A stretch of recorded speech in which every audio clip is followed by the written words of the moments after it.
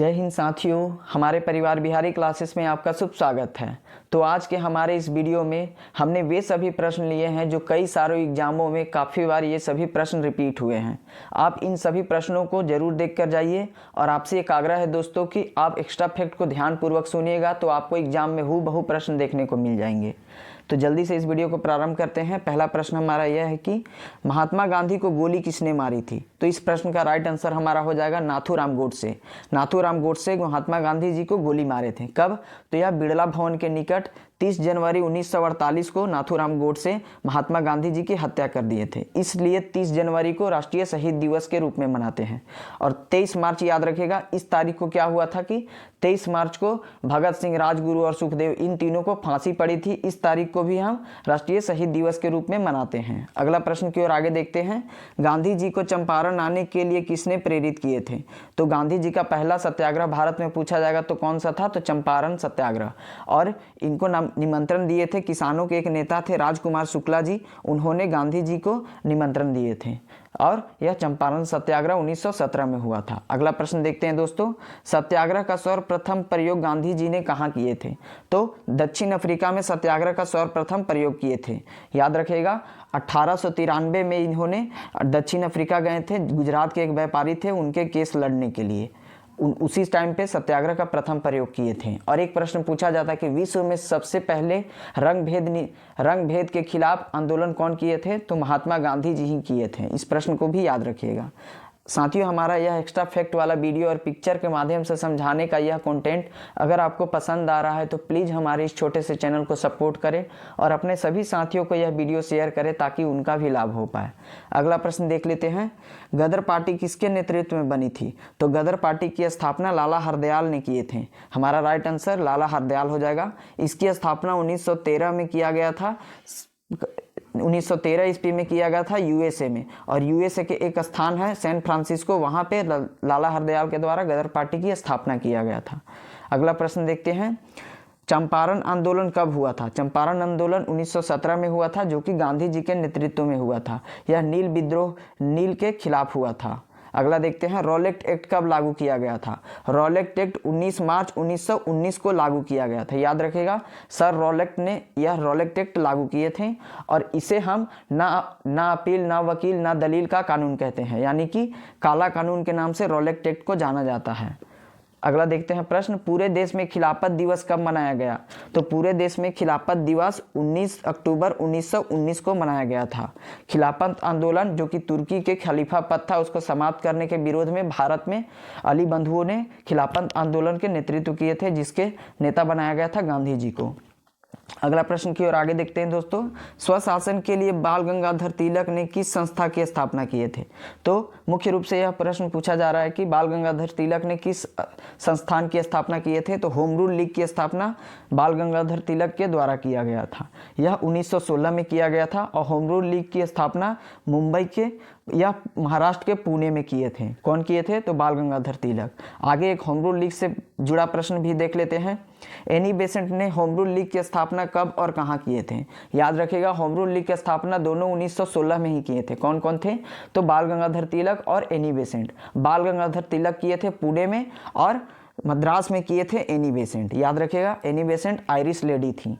और 1917 में 16 के बाद 17 आता है तो 1917 में एनी बेसेंट जी को कांग्रेस की अधिवेशन की अध्यक्षता मिला था, जो कि यह कोलकाता का अधिवेशन हुआ था। अगला प्रश्न देखते हैं एनी बेसेंट से जुड़ा। एनी बेसेंट के नेतृत्व में स्थापित होम रूल लीग के प्रथम सचिव कौन थे? तो एनी बेसेंट के जो नेतृत्व किए थे होम रूल लीग की, जो कि मद्रास में था, उसके सचिव का नाम पूछा जाएगा तो जॉर्ज अरुंडेल उनका सचिव का नाम था, सेक्रेटरी का नाम। अगला देखते हैं। जालियांवाला बाग हत्याकांड कहाँ हुआ था? तो अमृतसर के जालियांवाला बाग में यह जालियांवाला बाग हत्याकांड हुआ था, जिसमें जनरल डायर ने आदेश दिया था अंधाधुंध गोली चलाने का। अगला प्रश्न देखते हैं। साबरमती आश्रम की स्थापना किसने किया था? तो साबरमती आश्रम के संस्थापक थे महात्मा गांधी जी। इन्होंने 1916 में साबरमती आश्रम की स्थापना किए थे। 15 में यह लौटे थे। 9 जनवरी 1915 को यह दक्षिण अफ्रीका से लौटे थे। उसके अगला साल 1916 को इन्होंने महात्मा गांधी जी ने साबरमती आश्रम की स्थापना किए थे।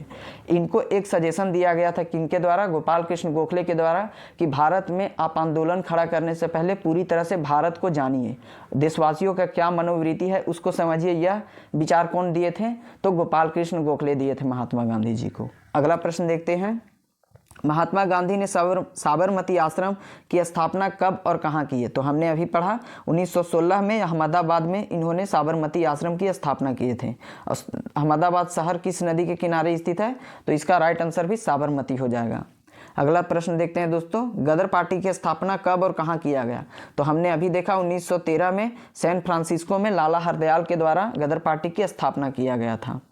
दूसरा प्रश्न आगे देखते हैं, गदर पार्टी के पहले अध्यक्ष कौन थे? तो सोहन सिंह भाखना जो थे गदर पार्टी के प्रथम अध्यक्ष थे। और संस्थापक के नाम में भी दोनों का नाम आता है, सोहन सिंह भाखना और लाला हरदयाल, यह दोनों का।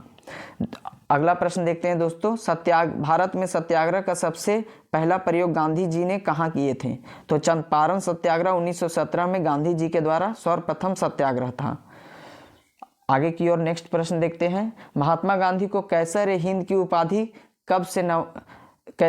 की उपाधि से कब नवाजा गया था? तो 1915 में जब दक्षिण अफ्रीका से भारत लौटे थे महात्मा गांधी, उस समय कैसर-ए-हिंद की उपाधि 1915 में दिया गया था। और इन्होंने कैसर-ए-हिंद की उपाधि त्याग दिए थे। कब? तो यह 1920 का जो इनका चल रहा था असहयोग आंदोलन, उसके दौरान कैसर-ए-हिंद की उपाधि महात्मा गांधी ने लौटा दिए थे।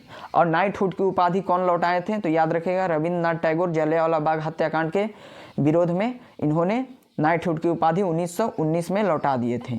अगला प्रश्न देखते हैं दोस्तों, चंपारण विद्रोह के कारण अंग्रेजों को कौन सी प्रथा समाप्त करनी पड़ी? तो 3 कठिया प्रणाली से वे लोग नील की खेती करवाते थे। यानी कि 1 बीघा में 20 कट्ठा होता है, तो 20 कट्ठा में से 3 कट्ठा में जमीन में, यानी कि 20 भाग में से 3 भाग में नील की खेती करना अनिवार्य था। नील की खेती से उपजाऊ जमीन बंजर हो जाता था, इसलिए किसान विद्रोह करते थे। अगला प्रश्न देखते हैं दोस्तों, महात्मा गांधी ने पहली बार भूख हड़ताल किसके समर्थन में किए थे? तो यह 1918 में प्रथम भूख हड़ताल किए थे। अहमदाबाद मिल मजदूर के सपोर्ट में किए थे। अहमदाबाद में मिल मजदूर के सपोर्ट में महात्मा गांधी ने प्रथम भूख हड़ताल किए थे। अगला प्रश्न देखते हैं दोस्तों, कांग्रेस के किस अधिवेशन में नरम दल और गरम दल की एकता हुई थी? यानी कि नरम दल और गरम दल दोनों का सम्मिलन किसमें हुआ था? तो लखनऊ अधिवेशन में। इससे पहले 1907 में सूरत अधिवेशन में नरम दल और गरम दल 2 भागों में बढ़ गए थे। उसके बाद 1916 में लखनऊ अधिवेशन हुआ था, उसमें नरम दल और गरम दल दोनों एक हो गए थे। याद रखिएगा। अगला प्रश्न देखते हैं दोस्तों, मुस्लिम लीग और कांग्रेस ने मिलकर किस अधिवेशन में एक संयुक्त समिति की स्थापना की? तो मुस्लिम लीग और कांग्रेस, नरम दल और गरम दल तो मिले ही थे 1916 में, लेकिन मुस्लिम लीग और कांग्रेस भी लखनऊ अधिवेशन में मिल गए थे। याद रखिएगा, लखनऊ अधिवेशन में 1916 में मुस्लिम लीग और कांग्रेस दोनों मिले थे और नरम दल और गरम दल दोनों मिल गए थे। अगला प्रश्न देखते हैं, गांधी जी ने रॉलेट एक्ट के विरोध में देशव्यापी हड़ताल कब शुरू किए थे? तो रॉलेट एक्ट के विरोध में देशव्यापी हड़ताल 6 अप्रैल 1919 को शुरू किए थे। अगला प्रश्न देखते हैं, जलियांवाला बाग हत्याकांड कब हुआ था? डेट के साथ ही याद रखिए, एग्जाम में पूछा जाता है। 13 अप्रैल 1919 को जलियांवाला बाग हत्याकांड हुआ था। अगला प्रश्न, खिलाफत आंदोलन किसके खिलाफ शुरू किया गया था? तो मित्र राष्ट्र जो थे उनके खिलाफ यह खिलाफत आंदोलन हुआ था। मित्र राष्ट्र में वे सभी राष्ट्र थे जैसे कि अमेरिका, ब्रिटेन, फ्रांस, ये मित्र राष्ट्र के गुट थे। अगला प्रश्न देखते हैं, जलियांवाला बाग हत्याकांड के नेतृत्व किसने किए थे? तो जनरल डायर ने आदेश दिया था जलियांवाला बाग में हत्याकांड करने का। और जनरल ओ डायर को हत्या कौन किए थे जाकर के इंग्लैंड में? उधम सिंह। जनरल डायर को नहीं, जनरल ओ डायर को याद रखिएगा। जलियांवाला बाग किस व्यक्ति की संपत्ति थी? तो जलियांवाला एक बाग था जो कि किस व्यक्ति की संपत्ति थी, यह प्रश्न पूछ दिया जाएगा। तो जल्दी नाम के एक व्यक्ति थे, उनका ही बगीचा का नाम था जलियांवाला बाग। अगला प्रश्न देखते हैं, असहयोग आंदोलन कब शुरू हुआ था? तो 1 अगस्त 1920 में असहयोग आंदोलन हुआ था। और असहयोग आंदोलन का प्रस्ताव कहाँ पारित हुआ था? तो कानपुर के या नागपुर के 1920 के अधिवेशन में हुआ था, याद रखिएगा। अगला देखते हैं, जालियांवाला बाग हत्याकांड में किस भारतीय ने जनरल डायर को बता दिया था? तो यह मुखबरी किया था हंसराज ने कि जालियांवाला बाग में बहुत सारे भारतीय लोग मीटिंग कर रहे हैं। तो यह जनरल डायर को हंसराज ने जाकर बताया था। हंसराज एक बहुत बड़ा गद्दार था। अगला देखते हैं, हिंदू और मुसलमानों की संयुक्त कॉन्फ्रेंस की अध्यक्षता महात्मा गांधी ने कब किए थे? तो हिंदू और मुस्लिम की संयुक्त कॉन्फ्रेंस हुआ था, उसकी अध्यक्षता गांधी जी ने 23 नवंबर 1919 को किए थे।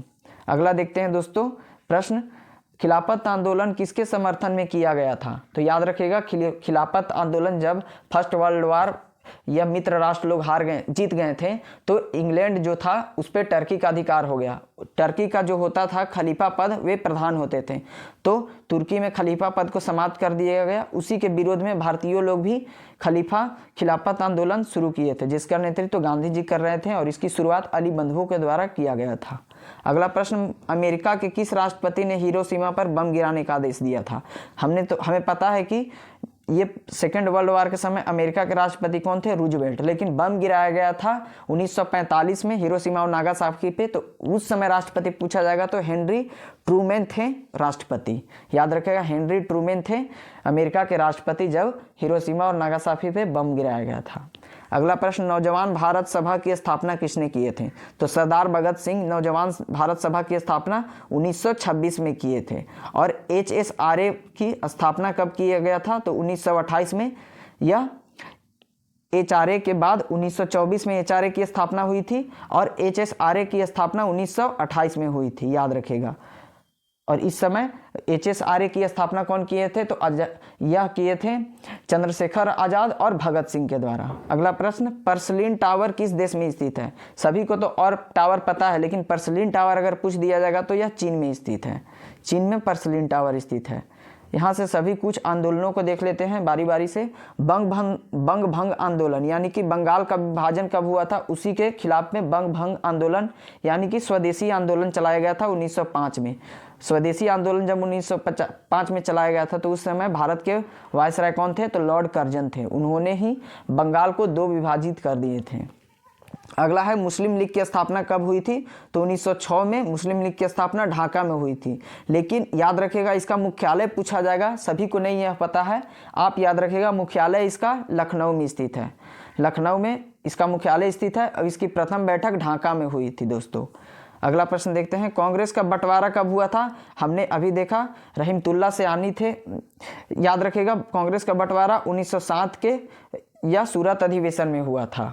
अगला देखते हैं, होम रूल आंदोलन कब हुआ था? तो 1916 में बाल गंगाधर तिलक और एनी बेसेंट नेतृत्व कर रहे थे। अगला प्रश्न, लखनऊ पैक्ट दिसंबर 1916 में हुआ था। दिसंबर 1916 में लखनऊ पैक्ट हुआ था। मोंटेग्यू घोषणा कब आई थी? तो 1917 में 20 अगस्त 1917 में मोंटेग्यू का घोषणा आया था। अगला प्रश्न देखते हैं, खिलाफत आंदोलन 1919 में खलीफा पद के लिए हमने अभी देखा। अगला है, जालियांवाला बाग हत्याकांड 13 अप्रैल 1919 को हुआ था। यह सभी रिवीजन वीडियो है दोस्तों। आप इस वीडियो को देखकर जाइएगा तो आप एग्जाम में अच्छा परफॉर्मेंस कर पाइएगा। अगला प्रश्न, रॉलेक्ट एक्ट कब शुरुआत हुआ था? तो 19 मार्च 1919 को। इसी के खिलाफ, यह रॉलेक्ट एक्ट के खिलाफ ही सत्यपाल और किचलू को विद्रोह करने के तदुपरांत इनको गिरफ्तार कर लिया गया था। इसके ही परिप्रेक्ष्य में जालियांवाला बाग में मीटिंग बैठाया गया था, जिसपे अंधाधुंध गोली जनरल डायर के द्वारा करवा दिया गया था। अगला प्रश्न, हंटर कमेटी की रिपोर्ट कब प्रकाशित की गई? तो हंटर कमेटी जालियांवाला बाग के निरीक्षण के लिए बनाया गया था कि कितने लोग मारे गए। तो अंग्रेजों द्वारा हंटर कमेटी की स्थापना की गई, जिसका रिपोर्ट 1920 में सौंपा गया था। याद रखेगा, 18 मई 1920 को हंटर कमेटी का रिपोर्ट प्रकाशित किया गया। अगला प्रश्न की देखते हैं, कांग्रेस का नागपुर अधिवेशन कब हुआ था? तो दिसंबर 1920 में कांग्रेस का नागपुर अधिवेशन हुआ। इसमें ही असहयोग आंदोलन को स्वीकृति मिली थी। असहयोग आंदोलन की शुरुआत कब से हुई? तो 1 अगस्त 1920 से। चौरी चौरा कांड हुआ था, जिसके उपरांत असहयोग आंदोलन को गांधी जी वापस ले लिए थे। कब? तो 5 फरवरी 1922 को असहयोग आंदोलन वापस ले लिया गया था। अगला देखते हैं, यह कांड हुआ था चौरी चौरा कांड 5 फरवरी 1922 को। यह उत्तर प्रदेश के गोरखपुर के एक थाने को जलाया गया था। स्वराज पार्टी की स्थापना कब किया गया? तो 1 जनवरी 1923 में स्वराज पार्टी की स्थापना चित्तरंजन दास और मोतीलाल नेहरू, जो कि यह पंडित जवाहरलाल नेहरू के पिता हैं, उन्होंने किए थे। यह कब किया गया था? तो असहयोग आंदोलन जब गांधी जी वापस ले लिए थे, इससे खफा होकर के सभी नेता अलग अलग गुट अपना बनाने लगे थे। उसी में स्वराज पार्टी की स्थापना 1923 में कौन किए थे? तो चित्तरंजन दास और मोतीलाल नेहरू। अगला प्रश्न देखते हैं, हिंदुस्तान रिपब्लिकन एसोसिएशन, हमने अभी बात करा, HSRA का फुल फॉर्म होता है हिंदुस्तान रिपब्लिकन एसोसिएशन की स्थापना 1924 में अक्टूबर माह में हुई थी। साइमन कमीशन की नियुक्ति कब हुई थी? तो 1927 में साइमन कमीशन की नियुक्ति हुई थी। और भारत में साइमन कमीशन कब आया था? तो 1928 में 13 फरवरी 1928 को। अगला देखते हैं, नेहरू रिपोर्ट कब प्रकाशित हुआ था? तो 1928 को अगस्त महीने में हुआ था। बारदोली सत्याग्रह का नेतृत्व कौन कर रहे थे? तो सरदार वल्लभ भाई बारदोली सत्याग्रह का नेतृत्व कर रहे थे, जो कि अक्टूबर 1928 में बारदोली सत्याग्रह हुआ था। इसमें ही सरदार की उपाधि बारदोली की महिलाओं के द्वारा दिया गया, और बारदोली की महिलाओं को सजेशन कौन दिए थे कि सरदार की उपाधि दिया जाए वल्लभ भाई पटेल जी को? तो वह महात्मा गांधी देने वाले थे। याद रखिएगा, ये फैक्ट को याद एग्जाम में पूछा जा सकता है। लाहौर षड्यंत्र केस कब हुआ था? तो 8 अप्रैल 1929 में लाहौर षड्यंत्र केस के ही दौरान ये तीनों को फांसी दिया गया था। किन किन को? तो भगत सिंह, राजगुरु और सुखदेव को। अगला प्रश्न देखते हैं, कांग्रेस का लाहौर अधिवेशन कब हुआ था? तो 1929 हुआ था, जिसकी अध्यक्षता पंडित जवाहरलाल नेहरू कर रहे थे। इसमें ही पूर्ण स्वराज की मांग किए थे सबसे पहली बार। द्वितीय गोलमेज सम्मेलन कब हुआ था? तो 1931 में। याद रखिएगा, पहला हुआ था 30 में, दूसरा हुआ था 31 में और तीसरा हुआ था 32 में। याद रखिएगा, दूसरे वाले अधिवेशन में कांग्रेस ने भाग लिए थे, और तीनों अधिवेशन में भाग लेने वाले कौन व्यक्ति थे? तो यह डॉक्टर भीमराव अंबेडकर साहब थे। अगला देखते हैं, स्वाधीनता दिवस की घोषणा कब की गई? तो 2 जनवरी 1930 को स्वाधीनता दिवस की घोषणा की गई। याद रखिएगा, 26 जनवरी 1930 को स्वाधीनता दिवस की घोषणा की गई। आगे देखते हैं दोस्तों, नमक सत्याग्रह कब से कब तक चला था? तो याद रखिएगा, नमक सत्याग्रह जो था 12 मार्च 1930 से लेकर के 6 अप्रैल 1930 तक चला था। 24 दिनों का यह दांडी मार्च था, जो कि यह 12 मार्च से लेकर 6 अप्रैल तक 1930 में चला था। इसका नेतृत्व गांधी जी कर रहे थे और सरोजिनी नायडू कर रहे थे। लेकिन पूछा जाता है कि तमिलनाडु में इसका नेतृत्व दांडी मार्च का कौन कर रहे थे? तो सी राजगोपालाचारी। इस फैक्ट को याद रखिएगा। सविनय अवज्ञा आंदोलन यह कब किया गया था? तो 6 अप्रैल 1930 में सविनय अवज्ञा आंदोलन किया गया था। प्रथम गोलमेज सम्मेलन हमने पढ़ा 12 नवंबर 1930 को प्रथम गोलमेज फर्स्ट राउंड टेबल कॉन्फ्रेंस हुआ था। गांधी इरविन समझौता, गांधी इरविन पैक्ट 8 मार्च 1931 को हुआ था। इसमें ही गांधी और इरविन को 2 महात्मा की संज्ञा कौन दिए थे? तो सरोजिनी नायडू जी दिए थे। गांधी और इरविन जो हैं 2 महात्मा हैं, 2 महात्माओं का यह समझौता हो रहा है। यह कौन कहने वाले थे? तो सरोजिनी नायडू। अगला प्रश्न देखते हैं, कॉम्युनल अवार्ड्स जिसके सांप्रदायिक पंचाट के नाम से जानते हैं, यह कब प्रकाशित किया गया? तो 16 अगस्त 1932 को सांप्रदायिक पंचाट आया था। और इस समय प्रधानमंत्री इंग्लैंड के कौन थे? तो रैमजे मैकडोनाल्ड। याद रखिएगा, सांप्रदायिक पंचाट लाने वाले कौन थे? तो रैमजे मैकडोनाल्ड। अगला देखते हैं, पूना के पैक्ट गांधी जी और भीमराव अंबेडकर के बीच कब हुआ था? सितंबर 1932 में। पूना पैक्ट गांधी जी और भीमराव अंबेडकर के बीच हुआ था। अगला देखते हैं, तृतीय गोलमेज सम्मेलन कब हुआ था? तो 17 नवंबर 1932 को। सीक्वेंस से याद रखिएगा, 30 में हुआ था प्रथम, और 31 में हुआ था सेकंड वाला, और थर्ड वाला हुआ था 32 में। अगला देखते हैं प्रश्न, कांग्रेस सोशलिस्ट पार्टी का गठन कब किया गया? तो कांग्रेस सोशलिस्ट पार्टी का गठन मई 1934 में किया गया था। फॉरवर्ड ब्लॉक की स्थापना यह सुभाष चंद्र बोस के द्वारा कब किया गया? तो 1 मई 1939 में फॉरवर्ड ब्लॉक की स्थापना किया गया था। अगला देखते हैं मुक्ति दिवस। जब मुस्लिम लीग थे उन्होंने मुक्ति दिवस मनाए थे कब, तो 22 दिसंबर 1939 को मुक्ति दिवस मनाए थे मुस्लिम लीग के द्वारा। पाकिस्तान की मांग कब की गई थी, तो 24 मार्च 1940 को पाकिस्तान की मांग की गई थी। यह लाहौर अधिवेशन किया गया था मुस्लिम लीग के द्वारा। उसके ही तदुपरांत 1940 में पाकिस्तान की मांग की गई थी। और लाहौर अधिवेशन की अध्यक्षता कौन कर रहे थे मुस्लिम लीग का, तो मोहम्मद अली जिन्ना। अगला देखते हैं अगस्त प्रस्ताव। अगस्त प्रस्ताव कब हुआ था, तो 8 अगस्त 1940 को अगस्त प्रस्ताव लाया गया था। अगला देखते हैं भारत छोड़ो प्रस्ताव। भारत छोड़ो मूवमेंट यह कब आया था, 8 अगस्त 1942 को। लेकिन इसका प्रारंभ कब किया गया था, तो 9 अगस्त 1942 से। याद रखेगा 9 अगस्त को ऑपरेशन जीरो आवर के तहत सभी नेताओं को गिरफ्तार कर लिया गया था और आगा खां पैलेस में रखा गया, पुणे के आगा खां पैलेस में रखा गया था। किनको, तो महात्मा गांधी जी को। अगला देखते हैं क्रिप्स मिशन का प्रस्ताव। क्रिप्स मिशन आया था 1942 में। इसे ही गांधी जी ने पोस्ट डेटेड चेक कहा था। इसमें ही कहा गया था कि भारत को अपना संविधान बनाने की आज़ादी दिया जाएगा और डोमिनियन स्टेट स्वीकार किया जाएगा। लेकिन गांधी जी कहे थे कि नहीं, हमें ये पोस्ट डेटेड चेक है जो कि वर्ल्ड वार युद्ध खत्म होने के बाद यह आपको अधिकार दिया जाएगा। तो इसलिए गांधी जी कहे थे कि नहीं, वर्ल्ड वार खत्म होगा उसके बाद आप लोग का विचार बदल जाएगा। तो गांधी जी से पोस्ट डेटेड चेक कहे थे। अगला देखते हैं शिमला सम्मेलन। शिमला सम्मेलन कब हुआ था, तो 25 मई 1945 को हुआ था। नौसेना विद्रोह। नौसेना विद्रोह यह एग्जाम में पूछा जाता है। तो 19 फरवरी 1946 को नौसेना का विद्रोह हुआ था। अगला देखते हैं प्रश्न दोस्तों, प्रधानमंत्री इटली की घोषणा कब आई थी, तो जब लेबर पार्टी की शासन चल रहा था, लेबर पार्टी की सरकार बनी थी जब भारत आज़ाद हुआ था इंग्लैंड में। तो उसके प्रधानमंत्री कौन थे, तो क्लाइमेट एटली थे। उनके ही परिप्रेक्ष्य में हमारा देश आज़ाद हुआ। तो प्रधानमंत्री एटली की घोषणा कब आई थी, तो 15 मार्च 1946 को आई थी। इन्होंने कहे थे कि 1948 तक भारत को आज़ाद कर दिया जाएगा। कैबिनेट मिशन की आगमन कब हुई थी, तो 24 मार्च 1946 को कैबिनेट मिशन की आगमन हुए। इसके थे अध्यक्ष कौन कौन, इसके अध्यक्ष का नाम था पेंथिक लॉरेंस और एक सदस्य थे क्रिप्स, सर स्टोफर्ड क्रिप्स और तीसरे सदस्य थे एबी अलेक्जेंडर। 3 सदस्य थे कैबिनेट मिशन में। अगला प्रश्न देखते हैं प्रत्यक्ष कार्यवाही दिवस। प्रत्यक्ष कार्यवाही दिवस डायरेक्ट एक्शन डे कब मनाते हैं, तो 16 अगस्त 1946 को प्रत्यक्ष कार्यवाही दिवस मनाते हैं। अगला देखते हैं दोस्तों अंतरिम सरकार की स्थापना कब की गई थी, तो आज़ादी से पहले अंतरिम सरकार की गठन किया गया था। यह 2 सितंबर 1946 को किया गया था। माउंटबेटन की योजना 3 जून की योजना के नाम से जाना जाता है। 1947 में माउंटबेटन ने 3 जून की योजना, जिसे माउंटबेटन की योजना कहते हैं।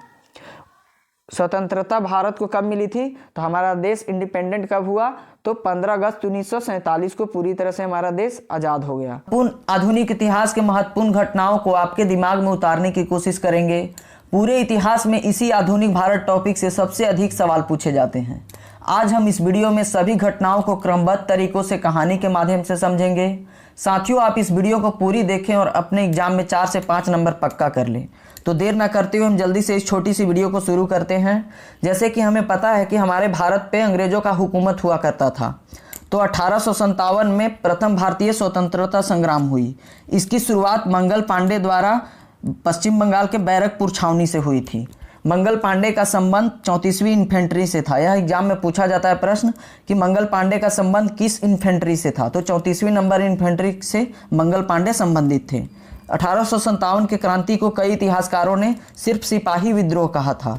उसके बाद 1885 में कांग्रेस की स्थापना हुई थी साथियों, जिसके संस्थापक ए.ओ. ह्यूम थे। कांग्रेस की स्थापना मुंबई में की गई थी और कांग्रेस की अध्यक्ष प्रथम व्योमेश चंद्र बनर्जी जी को बनाया गया था। और 1885 के बाद 1886 में कांग्रेस की दूसरी अधिवेशन कोलकाता में दादा भाई नौरोजी द्वारा की गई थी। उसके बाद हम अगला देखते हैं 1905 में बंगाल का विभाजन करवाया गया था। बंगाल विभाजन के समय भारत के वायसराय लॉर्ड कर्जन थे। बंगाल विभाजन में बंगाल को 2 भागों में बांट दिया गया साथियों। पहला पूर्वी बंगाल जो कि मुस्लिम बहुल्य क्षेत्र था और दूसरा पश्चिम बंगाल जो कि हिंदू बहुल्य क्षेत्र है। यह भारत में अभी तत्काल में है। लॉर्ड कर्जन बंगाल विभाजन किए थे। उसी के विरोध में भारतीयों द्वारा स्वदेशी आंदोलन किया गया 1905 में। याद रखेंगे, स्वदेशी आंदोलन और बंगाल विभाजन 1905 में हुई थी। 1906 में मुस्लिम लीग की स्थापना हुई थी, जिसके संस्थापक आगा खां और सलीमुल्लाह थे। इसकी प्रथम बैठक बांग्लादेश के ढाका में हुई थी। 1906 में मुस्लिम लीग की स्थापना हुई थी, याद रखेंगे साथियों। उसके बाद अगला देखते हैं 1907। 1907 में कांग्रेस का सूरत अधिवेशन हुआ था, जिसे हम कांग्रेस का फूट के नाम से भी जानते हैं। इसमें कांग्रेस का 2 दल में विभाजन हो गया, गरम दल और नरम दल, जिसकी अध्यक्षता रास बिहारी घोष साहब किए थे। इसे याद रखेंगे, यह एग्जाम में पूछा जाता है। 1907 का अध्यक्षता कौन किए थे? तो रास बिहारी घोष। और कांग्रेस 2 दलों में बढ़ गया था। 1909 में मार्ले मिंटो अधिनियम, यह इसकी कहानी जान लेते हैं कि भारत को शासन को चलाने के लिए अंग्रेजों संसद द्वारा काफ़ी सारी अधिनियम लाए जाते थे, जिनमें से एक 1909 का मार्ले मिंटो अधिनियम है साथियों। पहला मार्ले थे जो कि भारत के सचिव थे, और मिंटो थे भारत के वायसराय थे, इसे याद रखेंगे। 1909 में मार्ले मिंटो अधिनियम में यह था कि मुस्लिम को अलग निर्वाचन क्षेत्र दे दिया गया था, मुस्लिमों के लिए अलग निर्वाचन पद्धति अपनाया गया, और महिलाओं को पहली बार मतदान के लिए आमंत्रित किया गया था 1909 में, याद रखेंगे। 1911 में बंगाल का विभाजन रद्द कर दिया गया। जो बंगाल विभाजन 1905 में हुआ था लॉर्ड कर्जन के समय, वह बंगाल विभाजन 1911 में रद्द कर दिया गया लॉर्ड हार्डिंग के समय में।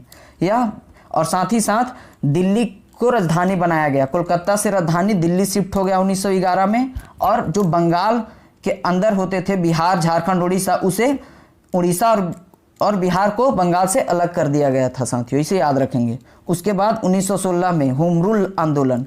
1916 में होम रूल आंदोलन प्रमुख था, जो कि मद्रास में एनी बेसेंट द्वारा चलाया गया और पुणे महाराष्ट्र में बाल गंगाधर तिलक द्वारा चलाया गया। और लखनऊ पैक्ट यह कांग्रेस का अधिवेशन था, लखनऊ में हुआ था, जो कि गरम दल और नरम दल दोनों के बीच समझौता हो गया था। 1907 में जो कि कांग्रेस में फूट हुआ था, वही जब आकर 1916 में लखनऊ अधिवेशन हुआ तो गरम दल और नरम दल के बीच समझौता हो गया, इसे याद रखेंगे साथियों। अगला हम देखते हैं 1915 में गांधी जी भारत आगमन हुए थे। 1915 में दक्षिण अफ्रीका से भारत में गांधी जी का आगमन हुआ था। 9 जनवरी 1915 को गांधी जी भारत आए थे, इसलिए 9 जनवरी को भारतीय प्रवासी दिवस मनाया जाता है। अगला हम देखते हैं 1917 में भारत के बिहार राज्य में चंपारण सत्याग्रह किया गया था। चंपारण सत्याग्रह गांधी जी द्वारा किया गया था, जिसमें बिहार के किसानों लोग, चंपारण के लोग, 3 कठिया पत्ती के विरोध में गांधी जी को आमंत्रित किए थे। 3 कठिया पत्ती यह होता था साथियों, यह 20 कट्ठा में 3 कट्ठा खेती नील का किया जाता था, अंग्रेजों द्वारा जबरदस्ती करवाया जाता था बिहार के चंपारण किसानों के द्वारा। यही था कहानी चंपारण सत्याग्रह का। 1919 में रॉलेट एक्ट आया था। रॉलेट एक्ट को काला कानून के नाम से जानते थे। इसे ना अपील दलील का कानून भी कहते थे, इसलिए कि इसमें किसी को शक के आधार पे उस पर मर्डर कर देने, उसे शूट कर देने और जेल में बंद कर देने का परमिशन मिल चुका था अंग्रेजों को। और उसके बाद जालियांवाला बाग हत्याकांड 1919 में ही हुआ था। इसमें क्या है कि डॉक्टर सत्यपाल और किचलू 2 लोगों को गिरफ्तार कर लिया गया। इसी के विरोध में जालियांवाला बाग में भारतीय लोग समूह बना करके बैठक किए थे। उस पर जनरल डायर ने अंधाधुंध गोली करवाकर कई लोगों को हत्या करवा दिया था। यही 1919 का जालियांवाला बाग हत्याकांड है। और 1919 में खिलाफत आंदोलन हुआ था। खिलाफत आंदोलन तुर्की में खलीफा पद को समाप्त कर दिया गया था, और खिलाफत आंदोलन उसी के विरोध में किया गया था, जिसकी भारत में शुरुआत शौकत अली और मोहम्मद अली, यह दोनों भारत में खिलाफत आंदोलन का नेतृत्व कर रहे थे, शौकत अली और मोहम्मद अली। उसके बाद आगे देखते हैं साथियों 1920 में भारत में असहयोग आंदोलन की शुरुआत हुई थी। असहयोग आंदोलन गांधी जी द्वारा करवाया गया था। उसके बाद हंटर कमेटी की रिपोर्ट, जो कि जालियांवाला बाग हत्याकांड हुआ था, उसी के रिपोर्ट जांच करने के लिए अंग्रेजों द्वारा एक कमेटी की स्थापना हुई थी, जिसका नाम था हंटर कमेटी। इसकी रिपोर्ट भी 1920 में आई थी। हत्याकांड की जांच के लिए 1920 में हंटर कमेटी की रिपोर्ट आई। उसके बाद अगला देखते हैं चौरी चौरा कांड। चौरी चौरा कांड यह है कि जो गोरखपुर के एक थाना में जला दिया गया। गोरखपुर का एक थाना जला दिया गया, और उसके जो दरोगा थे और कई सिपाहियों को थाना के अंदर बंद करके ही भारतीय राष्ट्रवादी लोग थाना के अंदर जला दिए थे। चौरी चौरा कांड जो कि गोरखपुर उत्तर प्रदेश में हुआ था। इसी को देख करके असहयोग आंदोलन को गांधी जी स्थगित कर दिए थे, इसे याद रखेंगे। 5 फरवरी और 1922 को चौरी चौरा कांड हुआ था। डेट के साथ यह एग्जाम में पूछा जाता है। 1923 में स्वराज पार्टी की स्थापना हुई थी। 1923 में स्वराज की पार्टी की स्थापना हुई क्योंकि असहयोग आंदोलन स्थगित कर दिया गया तो सभी नेता अलग अलग गुट अपना बनाने लगे, गांधी जी से खफा हो गए लोग। तो 1923 में स्वराज पार्टी की स्थापना मोतीलाल नेहरू और चित्तरंजन दास जी किए थे। याद रखिएगा, एग्जाम में पूछा जाता है। स्वराज पार्टी के संस्थापक मोतीलाल नेहरू और चित्तरंजन दास थे। 1924 में हिंदुस्तान रिपब्लिकन और एसोसिएशन की स्थापना हुई थी। हिंदुस्तान रिपब्लिकन एसोसिएशन की स्थापना 1924 में हुई, जिसके संस्थापक सचिंद्र नाथ सान्याल और चंद्रशेखर आज़ाद थे। यह एक उग्र संगठन था जो कि अंग्रेज के विरुद्ध कार्य करता था। सचिंद्र नाथ सान्याल और चंद्रशेखर आज़ाद 1924 में हिंदुस्तान रिपब्लिकन एसोसिएशन की स्थापना किए थे। आगे देखते हैं साथियों, 1928 में साइमन कमीशन भारत आया था। साइमन कमीशन की स्थापना 1927 में ही हो गया था, लेकिन भारत में साइमन कमीशन 1928 में आया था, जिसमें लाला लाजपत राय शहीद हो गए थे। लाला लाजपत राय, बिपिन चंद्र पाल और बाल गंगाधर तिलक, यह तीनों गरम दल के नेता थे। उन्हीं में से लाहौर में लाला लाजपत राय पर साइमन कमीशन द्वारा लाठी का चार्ज करवाया गया, जिनके उपरांत वह शहीद हो गए थे। और 1928 में नेहरू रिपोर्ट आया था। याद रखेंगे, नेहरू रिपोर्ट किसने पेश किया था? मोतीलाल नेहरू जी ने। याद रखेंगे, जवाहरलाल नेहरू राइट आंसर नहीं होगा, मोतीलाल नेहरू रिपोर्ट 1928 में लाए थे। और बारदोली सत्याग्रह भी 1928 में हुआ था। बारदोली एक गुजरात का जगह है जहाँ पे सरदार वल्लभ भाई पटेल द्वारा आंदोलन किया गया था। उसी समय बारदोली के महिलाओं ने सरदार वल्लभ भाई पटेल को सरदार की उपाधि दी। पहले उनका नाम वल्लभ भाई पटेल था, लेकिन बारदोली के बाद सरदार की उपाधि दी गई तो सरदार वल्लभ भाई पटेल हो गया। आगे देखेंगे 1929 में लाहौर अधिवेशन हुआ था। लाहौर अधिवेशन की अध्यक्षता जवाहरलाल नेहरू जी कर रहे थे, जिसमें पूर्ण स्वाधीनता की मांग की गई। 1929 में लाहौर अधिवेशन में ही पूर्ण स्वाधीनता की मांग की गई थी जवाहरलाल नेहरू द्वारा। उसके बाद लाहौर षड्यंत्र में सैंडर्स की हत्या की गई थी, जो कि भगत सिंह और बटुकेश्वर दत्त इन्होंने किया था। उसके बाद हम आगे देखते हैं 1930 में प्रथम गोलमेज सम्मेलन हुआ था, जो कि कांग्रेस इसमें भाग नहीं लिया था। उसके बाद नमक सत्याग्रह भी 1930 में हुआ था। गुजरात के दांडी से पद यात्रा हुआ था। यह 12 मार्च से 6 अप्रैल तक चला था। 24 दिनों का यह पद यात्रा था, जो कि गांधी जी इनके नेतृत्व कर रहे थे। नमक सत्याग्रह यह नमक कानून को तोड़ने के लिए अंग्रेजों के खिलाफ चलाया गया आंदोलन था। सविनय अवज्ञा आंदोलन गांधी जी के नेतृत्व में हुआ था 1930 में। इसे याद रखेंगे साथियों। आगे देखते हैं अब 1931। उससे पहले साथियों, हमारा यह समझाने का तरीका और हमारा यह मेहनत अच्छा लगता हो तो हमारे इस छोटी सी चैनल को सब्सक्राइब कर लें। विश्वास दिलाता हूं इस वीडियो के बाद आप इस टॉपिक के सारे सवालों को आसानी से हल कर लेंगे। तो हम देखते हैं अगला घटना 1931 में गांधी इरविन पैक्ट हुआ था। गांधी जी और इरविन के बीच एक बैठक हुई थी, जिसमें सविनय अवज्ञा आंदोलन को स्थगित किया गया था। और साथ ही साथ 30 में प्रथम गोलमेज सम्मेलन हुआ और 31 में दूसरा गोलमेज सम्मेलन हुआ था, जिसमें कांग्रेस ने भाग लिया था। कांग्रेस में भाग लेने के लिए गांधी जी लंदन गए थे। और यह पूछा जाता है प्रश्न, गांधी जी किस जहाज से गए थे? तो राजपूताना जहाज से गए थे। राजपूताना जहाज से गांधी जी लंदन गए थे कांग्रेस की अध्यक्षता करने के लिए, दूसरी गोलमेज सम्मेलन में भाग लेने के लिए। अगला देखते हैं 1932। 30 में प्रथम गोलमेज सम्मेलन, 31 में दूसरा गोलमेज सम्मेलन और 32 में तृतीय गोलमेज सम्मेलन हुआ था। कांग्रेस ने इसमें भाग नहीं लिया। यह प्रश्न पूछा जाता है कि तीनों गोलमेज सम्मेलन में भाग लेने वाला नेता कौन थे? तो डॉक्टर भीमराव अंबेडकर तीनों गोलमेज सम्मेलन में भाग लिए थे। और 1932 में ही पूना पैक्ट हुआ था। पूना पैक्ट गांधी जी और अंबेडकर के बीच हुआ था। इसमें दलितों को अलग से आरक्षण प्रदान किया गया 1932 में पूना पैक्ट के थ्रू। 1939 में फॉरवर्ड ब्लॉक की स्थापना हुआ था। फॉरवर्ड ब्लॉक की स्थापना सुभाष चंद्र बोस द्वारा करवाया गया था। यहाँ याद रखेंगे 1938 और 1939 दोनों में कांग्रेस के अध्यक्ष सुभाष चंद्र बोस जी बने थे। द्वितीय विश्व युद्ध की शुरुआत कांग्रेस मंत्रिमंडल के त्याग पत्र के जश्न में मुस्लिम द्वारा मुक्ति दिवस मनाया गया था 1939 में, इसलिए कि बिना पूछे हुए भारत को द्वितीय विश्व युद्ध में शामिल कर लिया गया अंग्रेजों द्वारा। तो उसी के विरोध में कांग्रेस के सभी नेता त्याग पत्र दे दिए। तो इसके खुशी में मुस्लिम लीग द्वारा मुक्ति दिवस मनाया गया कि हम आज मुक्त हो गए। तो 1939 में मुस्लिमों द्वारा मुस्लिम लीग में मुक्ति दिवस मनाया गया। आगे याद रखेंगे। देखते हैं साथियों 1940 में पाकिस्तान की मांग की गई थी।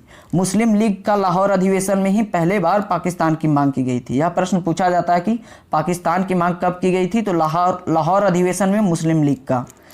उसके बाद 1940 में ही अगस्त प्रस्ताव आया था। अगस्त प्रस्ताव के समय भारत का वायसराय लॉर्ड लिनलिथगो थे। यह प्रश्न पूछा जाता है कि द्वितीय विश्व युद्ध के समय भारत के वायसराय कौन थे, तो लॉर्ड लिनलिथगो। और भारत छोड़ो आंदोलन इस समय भी थे, लॉर्ड लिनलिथगो ही भारत के वायसराय। 1942 में क्रिप्स आंदोलन हुआ था। क्रिप्स आंदोलन विश्व युद्ध में समर्थन पाने के लिए सर स्टोफर्ड क्रिप्स द्वारा भारत को मनाने के लिए विश्व युद्ध में समर्थन पाने के लिए लाया गया था, जिसको गांधी जी ने पोस्ट डेटेड चेक के नाम से जाना। भारत छोड़ो आंदोलन यह भी 1942 में गांधी जी के नेतृत्व में किया गया आंदोलन है। गांधी जी इसमें करो या मरो का आंदोलन दिए थे। इसमें कहा जाता है कि गांधी जी भी इतना असंतुष्ट थे अंग्रेजों से कि हिंसा की थोड़ा सा सपोर्ट किए थे भारत छोड़ो आंदोलन में 1942। उसके बाद अगला घटना आता है 1946 का कैबिनेट मिशन का गठन।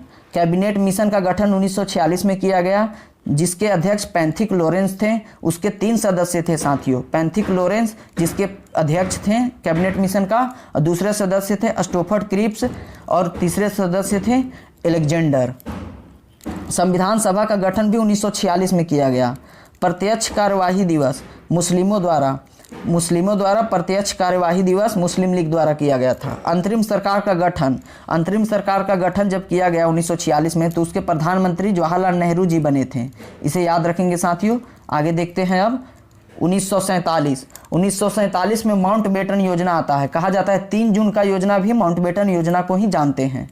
तो 1947 में माउंटबेटन की योजना आया था। भारत और पाकिस्तान 2 देश अलग होंगे, इस योजना में लिखा गया था। भारत को 2 भागों में बांट दिया गया। पहला देश भारत और पाकिस्तान माउंटबेटन योजना में। और स्वतंत्रता की प्राप्ति 1947 15 अगस्त को हमारा देश आज़ाद हुआ था। अगला देखते हैं 1950 में भारत गणतंत्र दिवस मनाया, जिसमें 26 जनवरी 1950 को संविधान हमारा देश लागू किया था। अगला देखते हैं भूदान आंदोलन। 1951 में भूदान आंदोलन की शुरुआत हुई थी, जिन्होंने विनोबा भावे द्वारा यह भूदान आंदोलन चलवाया गया था। विनोबा भावे के बारे में एक और पॉइंट याद रखिएगा कि प्रथम सत्याग्रही विनोबा भावे ही थे और द्वितीय सत्याग्रही पंडित जवाहरलाल नेहरू थे। जल्दी से इस वीडियो को प्रारंभ करते हैं। पहला प्रश्न देखते हैं, मुगल काल के किस चित्रकार ने साइबेरियाई सारस का चित्रण किया था? तो याद रखिएगा मंसूर जो था मुगल काल का ऐसा चित्रकार था जिसने साइबेरियाई सारस का चित्रण किया था। एक प्रश्न पूछा जाता है कि साइबेरिया किस जगह, कौन सा जगह है और किस देश का है? तो साइबेरियाई रूस का एक पूर्वी क्षेत्र है जहाँ पे बर्फ ही बर्फ पाया जाता है। एक प्रश्न और पूछा जाता है साथियों कि साइबेरियाई सारस जो है भारत के किस राष्ट्रीय उद्यान में आते हैं? तो केवलादेव राष्ट्रीय उद्यान में आते हैं, जो कि राजस्थान राज्य में स्थित है। मुगल काल से और कुछ प्रश्नों को देखते हैं। जहांगीर के काल को हम चित्रकारी का काल कहते हैं और जहांगीर को ही हम न्याय का जंजीर के नाम से जानते हैं। एक प्रश्न पूछा जाता है कि जहांगीर का बचपन का नाम क्या था? तो सलीम उसका बचपन का नाम था। एक प्रश्न और भी आप याद रखेगा, मुगल काल के स्थापत्य कला का काल किसे कहते हैं? तो शाहजहां के काल को मुगल का स्थापत्य कला का काल कहते हैं। और मुगल काल का स्वर्णिम काल किसे कहते हैं? तो अकबर के कार्यकाल को कहते हैं। अगला प्रश्न हम देखते हैं, दशावंत और बसावन 2 चित्रकार थे, यह किसके दरबार में थे? तो अकबर के कार्यकाल में दशावंत और बसावन 2 चित्रकार थे। अगला प्रश्न देखिएगा दोस्तों, पदशाहनामा पुस्तक के लेखक कौन थे? तो अब्दुल हमीद लाहौरी पदशाहनामा पुस्तक के लेखक हैं। अगला प्रश्न देखते हैं, बिहार में सर्वाधिक फिरदौसी सूफी संप्रदाय का लोकप्रियता था। ध्यान रखिएगा, यह प्रश्न पूछा जाता है कि बिहार में किस सूफी संप्रदाय का लोकप्रियता था? तो फिरदौसी हमारा राइट आंसर हो जाएगा। अगला प्रश्न देखते हैं, ख्वाजा मुईनुद्दीन चिश्ती मोहम्मद गौरी के साथ भारत आए थे। यह प्रश्न पूछा जा सकता है कि ख्वाजा मुईनुद्दीन चिश्ती किसके साथ भारत आए थे, तो मोहम्मद गौरी के साथ आए थे। याद रखेगा मोहम्मद गौरी ही था जो पृथ्वीराज चौहान पे अटैक किया था तराइन के फर्स्ट में और तराइन के द्वितीय युद्ध में। तराइन का प्रथम युद्ध हुआ था यह 1191 में, जिसमें मोहम्मद गौरी पूरी तरह से पराजित हुआ था, और फिर अगले साल आया था 1192 में तराइन का द्वितीय युद्ध, जिसमें पृथ्वीराज चौहान और पृथ्वीराज तृतीय बोला जाता है, पृथ्वीराज तृतीय की हार हुई थी। ध्यान रखिएगा ये सभी प्रश्न। और ये दोनों युद्ध में एक साथ देने वाला था भारतीय, उसका नाम क्या था, तो जयचंद था। उसको भी चंदावर के युद्ध हुआ था 1194 में, तब मोहम्मद गौरी ने इसे पराजित किया था।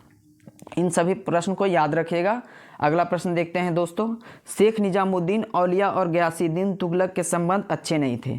प्रश्न यह बनता है कि शेख निजामुद्दीन औलिया के साथ संबंध किसका अच्छा नहीं था, तो गयासुद्दीन तुगलक का। और तुगलक वंश के संस्थापक भी कौन थे, तो गयासुद्दीन तुगलक थे। साथियों, हमारा यह एक्स्ट्रा फैक्ट वाला प्रश्न और यह वीडियो एक पिक्चर के माध्यम से समझाने का तरीका अगर आपको पसंद आ रहा है तो प्लीज़ हमारे इस छोटे से चैनल को सपोर्ट करें और अपने सभी साथियों को यह वीडियो शेयर करें ताकि उनका भी लाभ हो पाए। अगला प्रश्न की ओर आगे देखते हैं दोस्तों, मनसबदारी प्रथा की शुरुआत कब हुई थी, तो याद रखिएगा मनसबदारी प्रथा की शुरुआत 1574 में हुई थी। यह किसके शासनकाल में हुआ था, तो अकबर के शासनकाल में हुआ था। अगला प्रश्न देखेंगे, मध्यकालीन भक्ति आंदोलन के जनक किन्हें कहा जाता है, तो रामानुजाचार्य को मध्यकालीन भक्ति आंदोलन के जनक कहा जाता है। किन्हें, तो रामानुजाचार्य को। अगला प्रश्न देख लेंगे, रामानंद के 12 शिष्य प्रसिद्ध थे। रामानंद के कितने प्रसिद्ध शिष्य थे, तो 12 थे। अगला प्रश्न देखते हैं, चंगेज खां इल्तुतमिश के शासनकाल में भारत पर आक्रमण किया था। यह प्रश्न पूछा जाता है कि चंगेज खां किसके शासनकाल में भारत पर आक्रमण किया था, तो इल्तुतमिश के शासनकाल में। इल्तुतमिश ने ही यह चालीसा दल की स्थापना किया था। और ध्यान रखिएगा चालीसा दल की अगर समाप्ति कौन किया था, तो बलबन ने किया था। अगला प्रश्न देखते हैं, करजन ने बंगाल विभाजन की घोषणा शिमला से किया था। यह सभी को तो पता है कि बंगाल विभाजन की घोषणा 1905 में हुई थी, लेकिन यह सभी को नहीं पता है कि करजन ने कहां से किया था, तो शिमला से। आप याद रखिएगा साथियों, हमारा यह एक्स्ट्रा फैक्ट अगर आपको पसंद आ रहा है तो प्लीज़ अपने सभी साथियों को यह वीडियो शेयर कर दीजिएगा। अगला प्रश्न देखते हैं, विभाजन हमारे ऊपर वज्रपात की तरह गिरा है, यह कथन किनका है, तो याद रखिएगा विभाजन हमारे ऊपर वज्रपात की तरह गिरा है, यह कहने वाले थे एस.एन. बनर्जी। एस.एन. बनर्जी, आप ध्यान रखिएगा। एग्जाम में अगला प्रश्न देखते हैं, दक्षिण भारत की सबसे प्राचीन भाषा तमिल है। ध्यान रखिएगा दक्षिण भारत की सबसे प्राचीन पुरानी भाषा पूछा जाएगा, तो तमिल सबसे पुरानी भाषा है। और तमिलनाडु की एक भारतनाट्यम सबसे प्राचीन शास्त्रीय नृत्य है वहाँ का। अगला प्रश्न, अंटार्कटिका महाद्वीप को क्वीन मैरी लैंड नामक स्थान पर भारत के 3 शोधक केंद्र खोले गए हैं। सभी को तो पता है कि आप जानते होंगे कि अंटार्कटिका महाद्वीप पे सभी देश अपना अपना शोधक केंद्र खोले हुए हैं, लेकिन भारत का 3 शोधक केंद्र खोला गया है। वह कौन सा जगह पे, तो याद रखेगा क्वीन मैरी लैंड वो जगह का नाम है। बारी बारी से सभी शोधक केंद्रों को देखते हैं। तो सबसे पहले दक्षिण गंगोत्री की स्थापना कब किया गया था, तो 1983 में किया गया था। उसके 6 साल बाद यानी कि 1989 में मैत्री नामक शोध केंद्र खोला गया। फिर उसके बाद भारती नामक शोध केंद्र खोला गया है। अभी फिलहाल में 1983 में जो दक्षिण गंगोत्री खोला गया था वह बर्फ ढक जाने के कारण यह बंद पड़ा हुआ है। अभी कार्यरत कौन सा है, तो मैत्री और भारती। एक प्रश्न पूछा जाता है कि मैत्री 2 यह शोधक केंद्र कहाँ है, तो आर्कटिक महाद्वीप में यह शोधक केंद्र है। अगला प्रश्न देखते हैं दोस्तों, लेह श्रीनगर और लेह को जोड़ने वाला दर्रा कौन सा है, तो जोजिला दर्रा है जो कि श्रीनगर और लेह को जोड़ता है, इसे भी ध्यान रखिएगा। अगला एक प्रश्न देखते हैं, जोजिला दर्रा का निर्माण सिंधु नदी के द्वारा हुआ है। हमने अभी देखा कि जोजिला दर्रा का निर्माण सिंधु नदी के द्वारा होता है। अगला प्रश्न देखते हैं, पश्चिम बंगाल के सचिवालय को किस नाम से जानते हैं, तो बंगाल के सचिवालय को हम राइटर्स बिल्डिंग के नाम से जानते हैं। यह प्रश्न पूछा जा चुका प्रश्न है। अगला प्रश्न देखते हैं दोस्तों, रानी विक्टोरिया की मृत्यु 1901 में हुई थी। याद रखिएगा रानी विक्टोरिया कौन थी, तो 1857 का जो विद्रोह हुआ था उस समय क्राउन के हाथों शासन चला गया था, यानी कि जो कंपनी ईस्ट इंडिया कंपनी के हाथों शासन था वो चला गया था ब्रिटेन के सरकार के पास। तो उस समय रानी पूछा जाएगा कि कौन थी, तो 1857-58 की क्रांति के समय रानी थी महारानी विक्टोरिया। और 1909 में 1901 में इनका निधन हो गया था। याद रखेगा, ईस्ट इंडिया कंपनी की स्थापना 1600 ईस्वी में हुआ था। उस समय भी वहाँ की रानी कौन थी, यह प्रश्न पूछा जाता है। तो वहाँ रानी उस समय ब्रिटेन की रानी थी क्वीन एलिजाबेथ। और एक प्रश्न पूछा जाएगा कि 1600 में जब ईस्ट इंडिया कंपनी की स्थापना हुई थी तो भारत में मुगल शासक कौन था, तो अकबर था। इस प्रश्न को भी याद रखिएगा। अगला प्रश्न देख लेते हैं। दमन और दीव को खंभात की खाड़ी अलग करती है। दमन और दीव को अलग करने वाला कौन सा है, तो खंभात की खाड़ी के द्वारा दमन और दीव की अलग होती है। अगला प्रश्न, वंदे मातरम के प्रथम संपादक अरविंद घोष थे। याद रखिएगा, अरविंद घोष वंदे मातरम के प्रथम संपादक थे। प्रश्न यह बनता है कि अरविंद घोष किस दल के नेता थे, तो गरम दल के यह लीडर थे। याद रखिएगा। अगला प्रश्न, वंदे मातरम का प्रकाशन सर्वप्रथम आनंद मठ में हुआ था। कब हुआ था, तो 1882 में वंदे मातरम का प्रकाशन आनंद मठ में किया गया था। अगला प्रश्न, वंदे मातरम समाचार पत्र प्रकाशित कौन किए थे। वंदे मातरम समाचार पत्रिका था जिसको प्रकाशित करने वाले कौन थे, तो मैडम भीकाजी कामा, जिन्होंने यह तिरंगा झंडा का डिजाइन तैयार किया है। और सबसे पहले तिरंगा झंडा विदेश में फहराने वाली का नाम पूछ दिया जाता है, तो उनका नाम भी था मैडम भीकाजी कामा। और वंदे मातरम पत्रिका मैडम भीकाजी कामा कब प्रकाशित की थी, तो पेरिस में 1909 में। याद रखिएगा। अगला प्रश्न देखते हैं। विश्व पर्यावरण संरक्षण दिवस कब मनाया जाता है, तो 26 नवंबर को विश्व पर्यावरण संरक्षण दिवस मनाया जाता है। अगला प्रश्न देखते हैं। भारत के कुल क्षेत्रफल, यह पूरा डाटा पूछ दिया जाता है। भारत का कुल क्षेत्रफल कितना है, तो 32,87,263 वर्ग किलोमीटर भारत का कुल क्षेत्रफल है। अगला प्रश्न देखते हैं दोस्तों। प्रशांत महासागर का चौराहा किसे कहते हैं, तो हवाई द्वीप, जिसे प्रशांत महासागर का चौराहा कहा जाता है। हवाई द्वीप पर किसका कंट्रोल है, तो यूएसए का कंट्रोल है। अगला प्रश्न देखते हैं। टिटेनस रोग, जिसे हम लॉक जा के नाम से जानते हैं। याद रखेगा, टिटेनस को किस नाम से जानते हैं, तो लॉक जा के नाम से जानते हैं। और धनुष टंकार रोग भी टिटेनस के एक अन्य नाम है। अगला प्रश्न, स्थगन प्रस्ताव पेश करने के लिए कितने सदस्यों की जरूरत होती है, तो कुल 50 सदस्य होंगे तो स्थगन प्रस्ताव उसे पेश कर सकते हैं। अगला प्रश्न देखते हैं दोस्तों। राज्य की कार्यपालिका शक्ति राज्यपाल में होता है। अनुच्छेद नंबर कितने के तहत, तो 154 अनुच्छेद के तहत राज्य की कार्यपालिका शक्ति राज्यपाल में होता है। और केंद्र की कार्यपालिका शक्ति किसके हाथ में होता है, तो हमारे देश के प्रेसिडेंट राष्ट्रपति के हाथ में होता है। अगला प्रश्न, वाडा की स्थापना। वाडा का फुल फॉर्म होता है वर्ल्ड एंटी डोपिंग एजेंसी, जिसकी स्थापना 1999 में हुई थी। और फिर भारत और नाडा की फुल फॉर्म होता है नेशनल एंटी डोपिंग एजेंसी, जिसकी स्थापना 2005 में हुई थी। याद रखिएगा, वाडा की स्थापना 1999 में, उसके जस्ट 6 साल बाद हमारे देश का नाडा की स्थापना हुई थी 2005 में। अगला प्रश्न देखते हैं। वाडा का मुख्यालय कहाँ है, जो वर्ल्ड एंटी डोपिंग एजेंसी है जिसका मुख्यालय मॉन्ट्रियल कनाडा में है। याद रखिएगा, मॉन्ट्रियल कनाडा में वाडा का मुख्यालय है। और नाडा का मुख्यालय हमारे देश की राजधानी नई दिल्ली में है। मॉन्ट्रियल से कुछ फैक्ट याद रखेगा। मॉन्ट्रियल समझौता कब हुआ था, तो 1987 में यह मॉन्ट्रियल प्रोटोकॉल हुआ था, जिसमें ओजोन परत संरक्षण के लिए सभी देश भाग लिए थे, जिसमें CFC गैस को प्रतिबंधित किया गया था। उसके जगह पे HFC को उपयोग करने के लिए सलाह दिया गया था। अगला प्रश्न देखते हैं। जीवाणु में गुणसूत्रों की संख्या कितनी होती है, तो बैक्टीरिया में कितने गुणसूत्र होते हैं, तो 1 होते हैं। ऑप्शन में दिया रहेगा हमारा जीवाणु में गुणसूत्रों की संख्या कितना रहेगा, तो 1 हमारा राइट आंसर हो जाएगा। अगला प्रश्न देखते हैं दोस्तों। प्रकाश का तरंगदैर्घ्य के द्वारा रंग का निर्धारण होता है। याद रखिएगा, प्रकाश का रंग का निर्धारण किसके द्वारा होता है, तो तरंगदैर्घ्य के द्वारा प्रकाश का रंग हम निर्धारित कर सकते हैं। और सबसे अधिक तरंगदैर्घ्य किस रंग का होता है, तो लाल रंग का होता है। और सबसे कम तरंगदैर्घ्य किस रंग का होगा, तो बैगनी हमारा राइट आंसर होगा। अगला प्रश्न। एक समतल दर्पण की वक्रता त्रिज्या अनंत होती है। याद रखिएगा, समतल दर्पण की वक्रता त्रिज्या कितनी होती है, तो अनंत हो जाएगा। अगला प्रश्न देखते हैं। नॉनकिंग की संधि कब हुई थी। याद रखिएगा, नॉनकिंग की संधि 1842 में हुई थी। और किन 2 देशों के बीच हुई थी, तो इंग्लैंड और चीन के बीच हुई थी। इंग्लैंड और चीन के बीच अफीम युद्ध हुआ था, जिसके अफीम युद्ध समाप्त होने के बाद नॉनकिंग की संधि 1842 में इंग्लैंड और चीन के बीच हुआ था। अगला देखते हैं दोस्त प्रश्न। भारत में राष्ट्रीय आय मापन का आधार क्या है? तो आधार वर्ष राष्ट्रीय आय का भारत में कौन सा है? तो 2011-12 भारत का राष्ट्रीय आय का मापन का आधार वर्ष है। अपिक्को आंदोलन के प्रणेता कौन थे? तो अपिक्को आंदोलन जो कि कर्नाटक में चलाया गया था, इसके प्रणेता थे श्री पांडुरंग हेगड़े। श्री पांडुरंग हेगड़े अपिक्को आंदोलन के प्रणेता थे। सिकंदर भारत पर कितने महीने तक रुका था? सभी को तो यह पता है कि सिकंदर भारत आया था। झेलम जो कि पोरस उसके विरोधी थे। पोरस राजा ने सिकंदर से युद्ध लड़ा था और पोरस उसमें हार गए थे, लेकिन झेलम के तट पे सिकंदर ने कब तक रुका था? तो 19 महीनों तक रुका था। यह प्रश्न पूछा जाता है।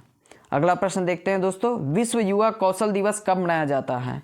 तो विश्व युवा कौशल दिवस 15 जुलाई को मनाया जाता है, इसे आप ध्यान रखिएगा।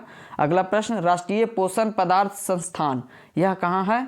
तो हैदराबाद में है। राष्ट्रीय पोषण पदार्थ संस्थान यह हैदराबाद में स्थित है। अगला प्रश्न की ओर आगे देखते हैं दोस्तों, सिकंदर का जल सेनापति का नाम क्या था? तो सिकंदर का जो नेवी कमांडर था उनका नाम था निरियाक्स। और थल सेना के सेनापति कौन थे? तो सेल्यूकस निकेटर। सेनापति जल सेनापति कौन था? निरियाक्स। और थल सेनापति सेल्यूकस निकेटर थे।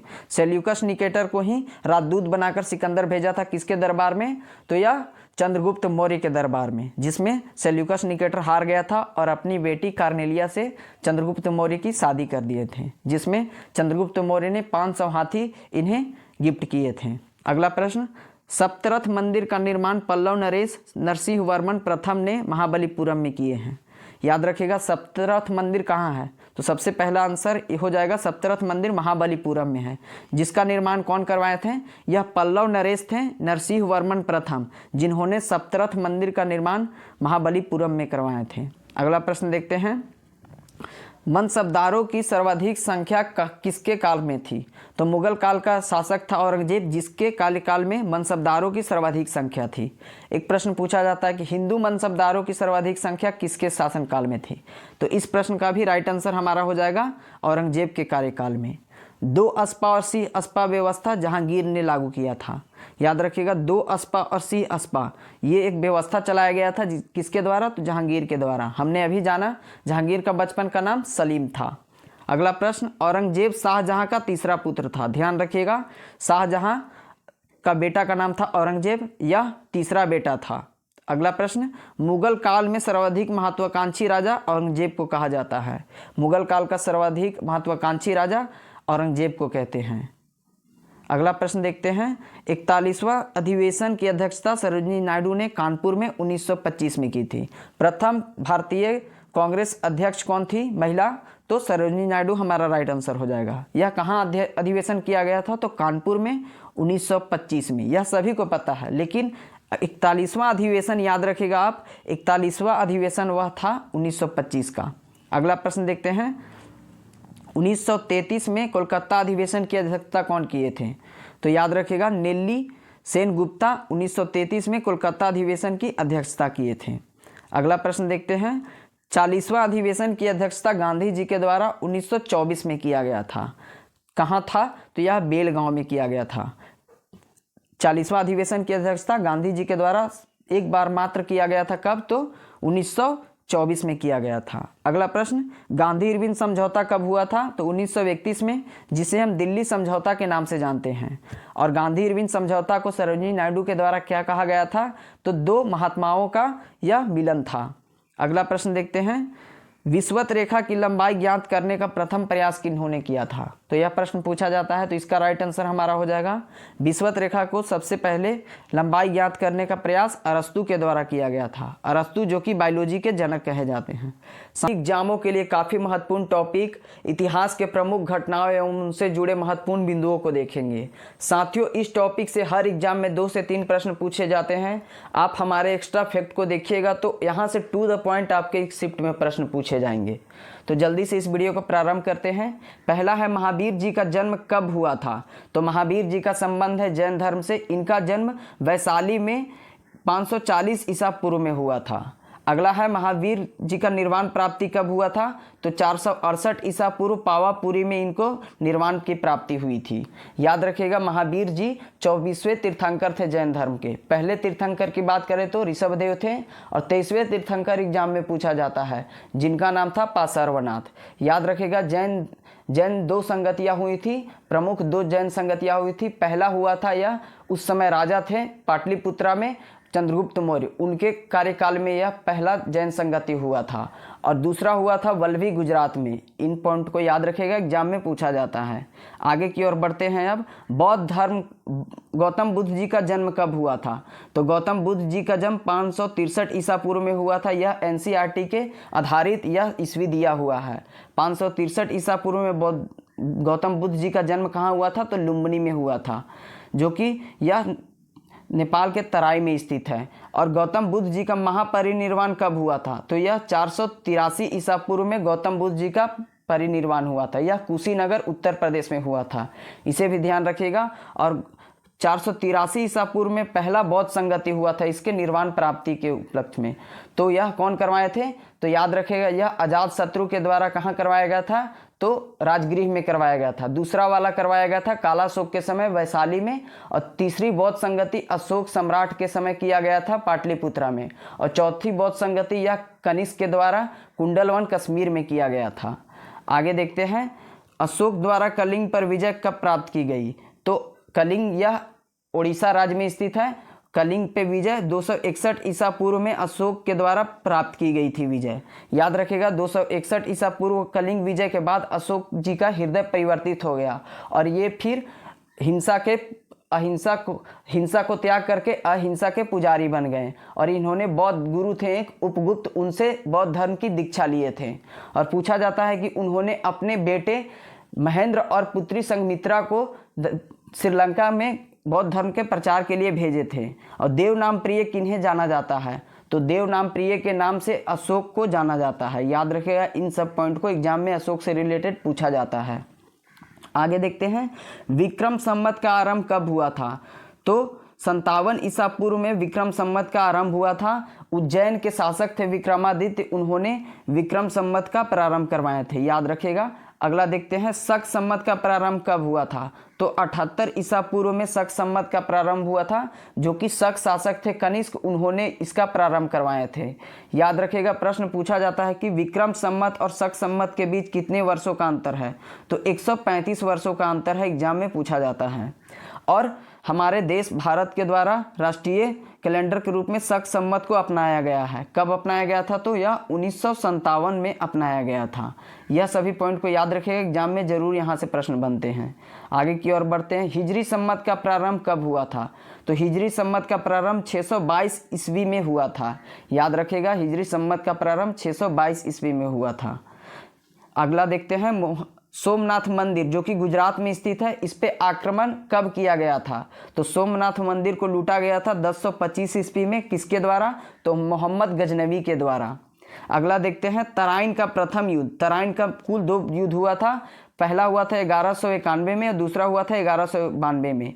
यह उस समय भारत के शासक थे कौन, तो भारत के राजा थे पृथ्वीराज चौहान, और मोहम्मद गौरी तराइन का प्रथम युद्ध में अटैक किया था। उसमें तराइन का प्रथम युद्ध में मोहम्मद गौरी का पराजय हुआ और पृथ्वीराज चौहान जीत गए थे। और दूसरा युद्ध 2 साल बाद 91 के बाद 1 साल 92 में हुआ। तो दूसरा युद्ध अगले साल आया था मोहम्मद गौरी, उस समय पृथ्वीराज चौहान को बुरी तरह से हरा दिया था। और इन दोनों युद्धों में एक शासक थे कौन, जिनका नाम था जयचंद, उन्होंने साथ दिया था मोहम्मद गौरी का। तो 1194 में फिर से युद्ध हुआ, उसमें जयचंद जी को चंदावर के युद्ध में मोहम्मद गौरी के द्वारा पराजय कर दिया गया। एक प्रश्न पूछा जाता है कि पृथ्वीराज चौहान के दरबारी कवि कौन थे, तो चंदवरदाई उनके दरबारी कवि थे। इन सभी पॉइंट को याद रखिएगा। साथियों, हमारा यह एक्स्ट्रा फैक्ट वाला वीडियो अगर आपको पसंद आ रहा है तो प्लीज़ हमारे इस छोटे से चैनल को सपोर्ट करें और हमारे चैनल को सब्सक्राइब कर लें। अपने सभी साथियों को यह वीडियो शेयर करें ताकि उनको भी एग्जाम में लाभ हो पाए। अगला देखते हैं, गुलाम वंश की स्थापना कब हुई, तो सल्तनत काल की अब शुरुआत हो गई है। तो गुलाम वंश की स्थापना 1206 में किनके द्वारा किया गया, तो कुतुबुद्दीन ऐबक के द्वारा। कुतुबुद्दीन ऐबक कौन था, तो यह मोहम्मद गौरी का एक गुलाम था। और कुतुबुद्दीन ऐबक का गुलाम का नाम क्या था, तो इल्तुतमिश था, जो कि बाद में जाकर के इनके दामाद बने थे। आगे देखते हैं, गुलाम वंश की स्थापना हो गई 1206 ईस्वी में।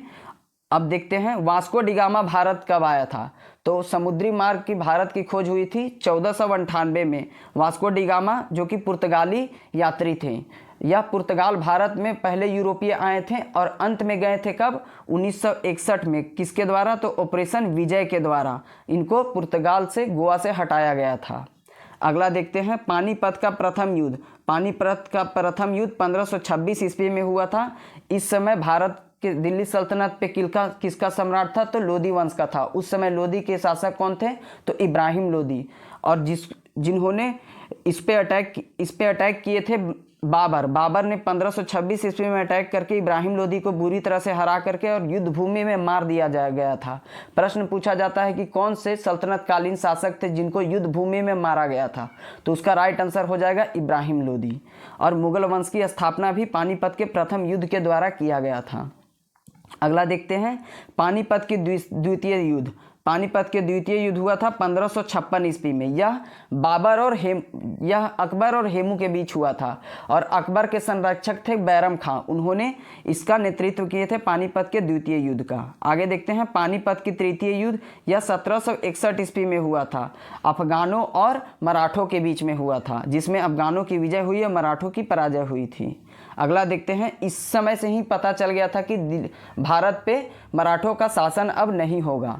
अगला देखते हैं अकबर का राज्यारोहण यानी कहने का मतलब कि अकबर का राज्याभिषेक कब हुआ था, तो 1556 ईस्वी में हुआ था। याद रखिएगा 1556 ईस्वी में अकबर का राज्याभिषेक हुआ था। अकबर के पिता का नाम क्या था, तो इनका पिता का नाम था हुमायूं।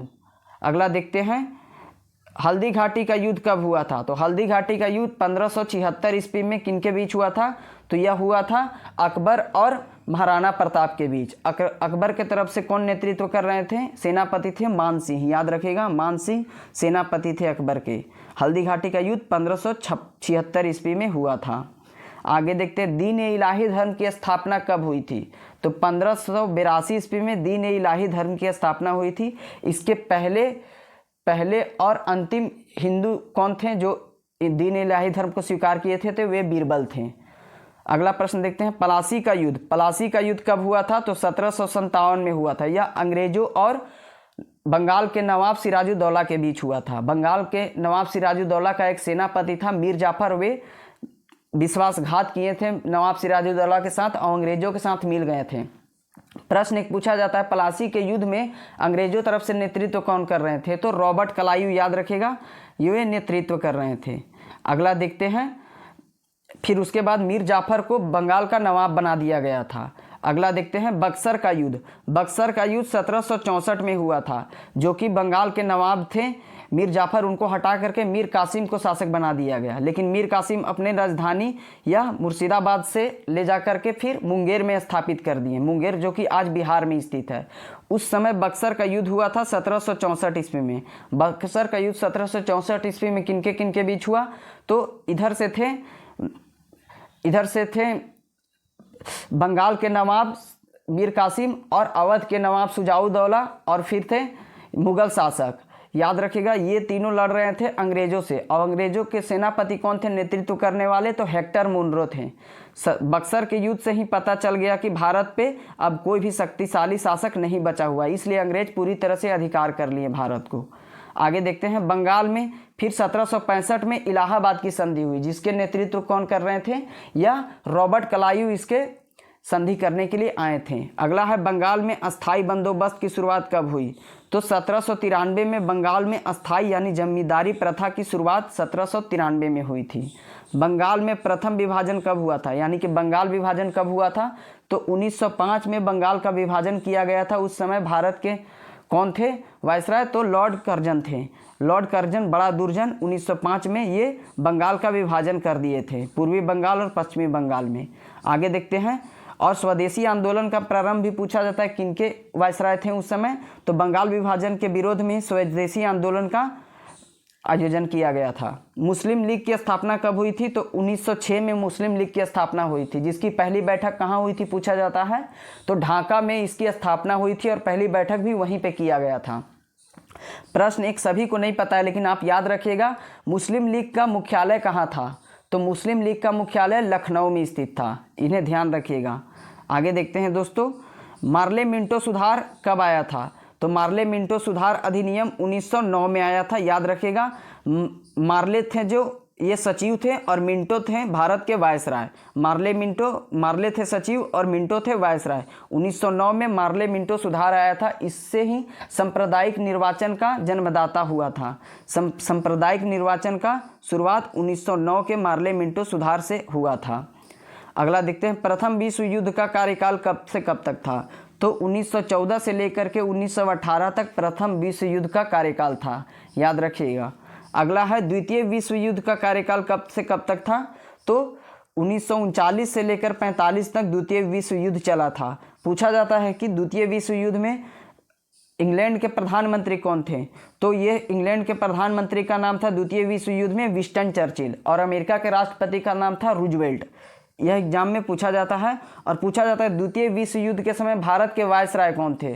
तो ध्यान रखिएगा, भारत के वायसराय थे उस समय लॉर्ड इरविन। अगला देखते हैं, लॉर्ड इरविन नहीं, यह लिनलिथगो, याद रखिएगा, लिनलिथगो सेकेंड वर्ल्ड वार के समय भारत के वायसराय थे। असहयोग आंदोलन की शुरुआत कब से हुई? तो 1920 से हुई थी, 1922 तक चली थी। एक कांड हुआ था, चौरी चौरा कांड, 5 फरवरी 1922 में। यह गोरखपुर में एक जेल को जला दिया गया था। उसके देख करके फिर परिवर्तित हो गया इनका विचार महात्मा गांधी जी का, और असहयोग आंदोलन को स्थगित कर दिए थे। याद रखेगा, यह स्थगित कब किया गया था, यह डेट पूछा जाता है। तो 12 फरवरी 1922 को स्थगित किए थे, पूरी तरह से घोषणा महात्मा गांधी जी के द्वारा कर दिया गया था। आगे देखते हैं, साइमन कमीशन का आगमन कब हुआ था भारत में? तो साइमन कमीशन का आगमन 1928 में हुआ था, लेकिन साइमन कमीशन का गठन 1927 में हुआ था। याद रखिएगा, साइमन कमीशन भारत किस लिए आ रही थी? तो भारत शासन अधिनियम 1919 की जांचने के लिए आ रही थी। याद रखिएगा, 1919 के जांच पड़ताल के लिए साइमन कमीशन का गठन हुआ था। उसके जांच के लिए 1928 में भारत साइमन कमीशन आई थी, और इसके विरोध में भारतवासियों द्वारा साइमन गो बैक का नारा दिया गया। इसी समय लाला लाजपत राय जी की लाठी के प्रहार से मृत्यु हो गई थी। यहाँ ध्यान देंगे, दांडी मार्च नामक सत्याग्रह, दांडी मार्च नामक सत्याग्रह गुजरात में चलाई गई थी। इसके नेतृत्व कौन कर रहे थे? तो गांधी जी। उस समय एक महिला जुड़ी हुई थी जिनका नाम था सरोजिनी नायडू, एग्जाम में पूछा जाता है। दांडी मार्च की शुरुआत कब हुई थी? तो 12 मार्च से लेकर के 6 अप्रैल तक चली थी। कुल 24 दिनों का यह मार्च चला था, ध्यान रखिएगा। आगे देखते हैं, दांडी मार्च का यह तो गुजरात में चलाया जा रहा था, लेकिन तमिलनाडु में भी यह नमक सत्याग्रह चलाया जा रहा था, जिसका नेतृत्व कौन कर रहे थे? तो सी राजगोपालाचारी, एग्जाम में पूछा जाता है प्रश्न। अगला है, गांधी इरविन समझौता 1931 में हुई थी। गांधी इरविन समझौता 1931 में हुई थी। इसमें ही बोले थे कि गांधी और इरविन 2 महात्मा है, यानी 2 संत हैं। यह किनका कथन था? तो सरोजिनी नायडू जी का था। सरोजिनी नायडू जी भारत के प्रथम गवर्नर बनी थी महिला। अगला देखते हैं, कैबिनेट मिशन का आगमन कब हुआ था? तो 1946 में कैबिनेट मिशन का आगमन हुआ था भारत में। इसमें ही संविधान सभा का गठन किया गया।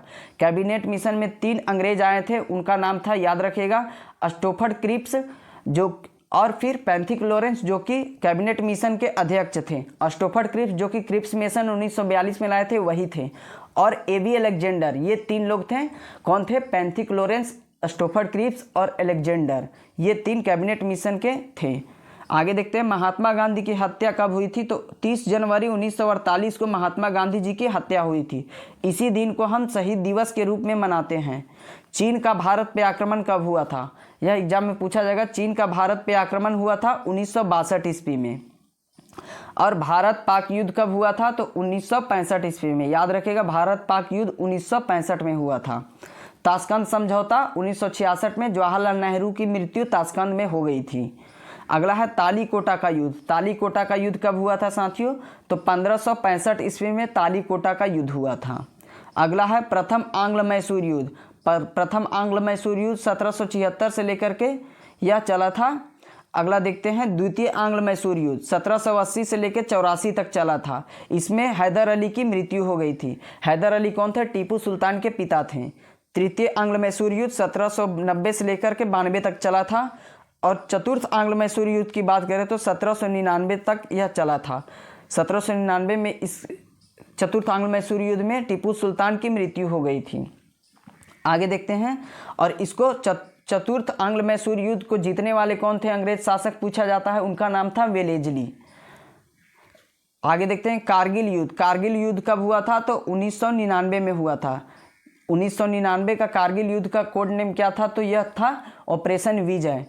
प्रथम गोलमेज सम्मेलन कब हुआ था साथियों? तो 1930 में हुआ था। याद रखेगा 1930 में प्रथम गोलमेज सम्मेलन हुआ था। द्वितीय गोलमेज सम्मेलन कब हुआ था? तो 1931 ईस्वी में।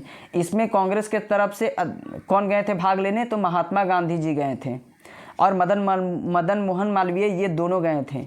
आगे देखते हैं तृतीय गोलमेज सम्मेलन तो 1932 में। सीक्वेंस से याद रखिएगा, प्रथम गोलमेज सम्मेलन 1930 में, द्वितीय गोलमेज सम्मेलन 1931 में, तृतीय गोलमेज सम्मेलन 1932 में। और क्रिप्स मिशन आया था। और पूछा जाता है कि तीनों गोलमेज सम्मेलन में भाग लेने वाले कौन थे भारतीय? तो वे भीमराव अम्बेडकर थे। क्रिप्स मिशन का आगमन कब हुआ था? तो 1942 में हुआ था। चीनी क्रांति कब हुआ था साथियों? तो 1911 में हुआ था। इसे भी ध्यान रखिएगा। फ्रांसीसी क्रांति पूछा जाता है तो 1789 ईस्वी में फ्रांसीसी क्रांति हुआ था। रूसी क्रांति की बात करें तो 1917 में रूसी क्रांति हुआ था। सभी कॉम्पिटिटिव एग्जाम के लिए काफ़ी महत्वपूर्ण टॉपिक प्रमुख पुरस्कार एवं सम्मान को देखेंगे। साथियों, इस वीडियो के अंत में 2023 में नोबेल पुरस्कार विजेताओं का नाम भी देखेंगे, जो कि करंट अफेयर की दृष्टि से काफ़ी महत्वपूर्ण पॉइंट बन जाते हैं। दोस्तों, आपसे एक आग्रह है कि आप एक्स्ट्रा फैक्ट को ध्यानपूर्वक सुनिएगा तो आपको यहाँ से टू द पॉइंट एग्जाम में क्वेश्चन देखने को मिल जाएंगे। इस वीडियो को प्रारंभ करते हैं। पहला प्रश्न हमारा यह है, ज्ञानपीठ पुरस्कार किस क्षेत्र में दिया जाता है? तो ज्ञानपीठ पुरस्कार साहित्य लिटरेचर के क्षेत्र में दिया जाता है। बात करते हैं ज्ञानपीठ पुरस्कार से कुछ एक्स्ट्रा फैक्ट। तो ज्ञानपीठ पुरस्कार की स्थापना 1961 में हुई थी। और ज्ञानपीठ पुरस्कार देना प्रारंभ कब किया गया? तो यह 1965 से शुरू किया गया था। बात करते हैं ज्ञानपीठ पुरस्कार में कुल धनराशि कितनी दी जाती है? तो 11 लाख रुपया कुल धनराशि दी जाती है। यहाँ समझते हैं करंट अफेयर का एक पॉइंट। 2022 में ज्ञानपीठ पुरस्कार से सम्मानित किन्हें किया गया? तो याद रखिएगा 2022 में ज्ञानपीठ पुरस्कार दामोदर मौजा को दिया गया। यह कोंकणी लेखक थे।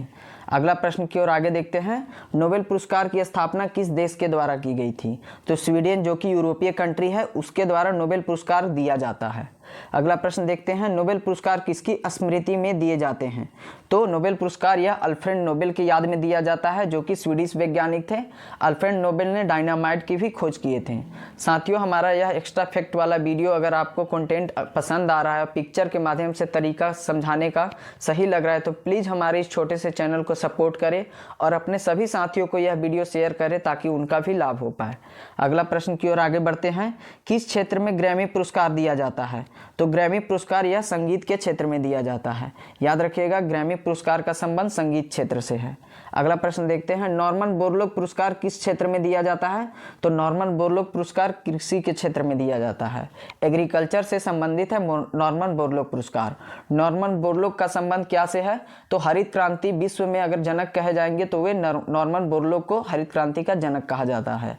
बात करें भारत में हरित क्रांति के जनक कौन थे? तो एम.एस. स्वामीनाथन जी को भारत में हरित क्रांति के जनक कहे जाते हैं, जिसे हम ग्रीन रेवोल्यूशन के नाम से जानते हैं। यह नॉर्मन बोरलॉग किस देश के थे? तो यह याद रखेगा, नॉर्मन बोरलॉग यूएसए के देश के थे।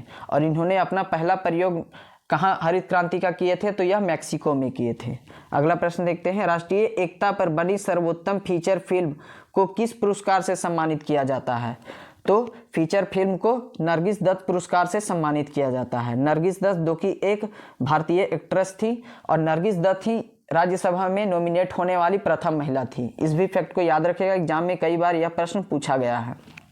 अगला प्रश्न की ओर आगे देखते हैं, रेमन मैग्सेसे पुरस्कार किस देश के द्वारा दिया जाता है? तो इस प्रश्न का राइट आंसर हमारा हो जाएगा फिलीपींस देश। फिलीपींस देश के द्वारा रेमन मैग्सेसे पुरस्कार दिया जाता है। बात करते हैं रेमन मैग्सेसे पुरस्कार, जो कि फिलीपींस के एक राष्ट्रपति थे, सर रेमन मैग्सेसे, उनके याद में दिया जाता है। यह पुरस्कार की शुरुआत कब हुई थी?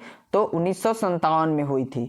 और 1958 में रेमन मैग्सेसे पुरस्कार प्रथम बार प्रदान किया गया था, जो कि भारतीय एक व्यक्ति थे विनोबा भावे, जो कि प्रथम सत्याग्रही कहे जाते हैं, उन्हें रेमन मैग्सेसे प्रथम बार दिया गया था। अगला प्रश्न देखते हैं, पुलित्जर पुरस्कार का संबंध किस क्षेत्र से है? तो यह पत्रकारिता, जो कि पुलित्जर पुरस्कार प्रेस से संबंधित है। अगला प्रश्न देखते हैं, कलिंग पुरस्कार किस क्षेत्र से है?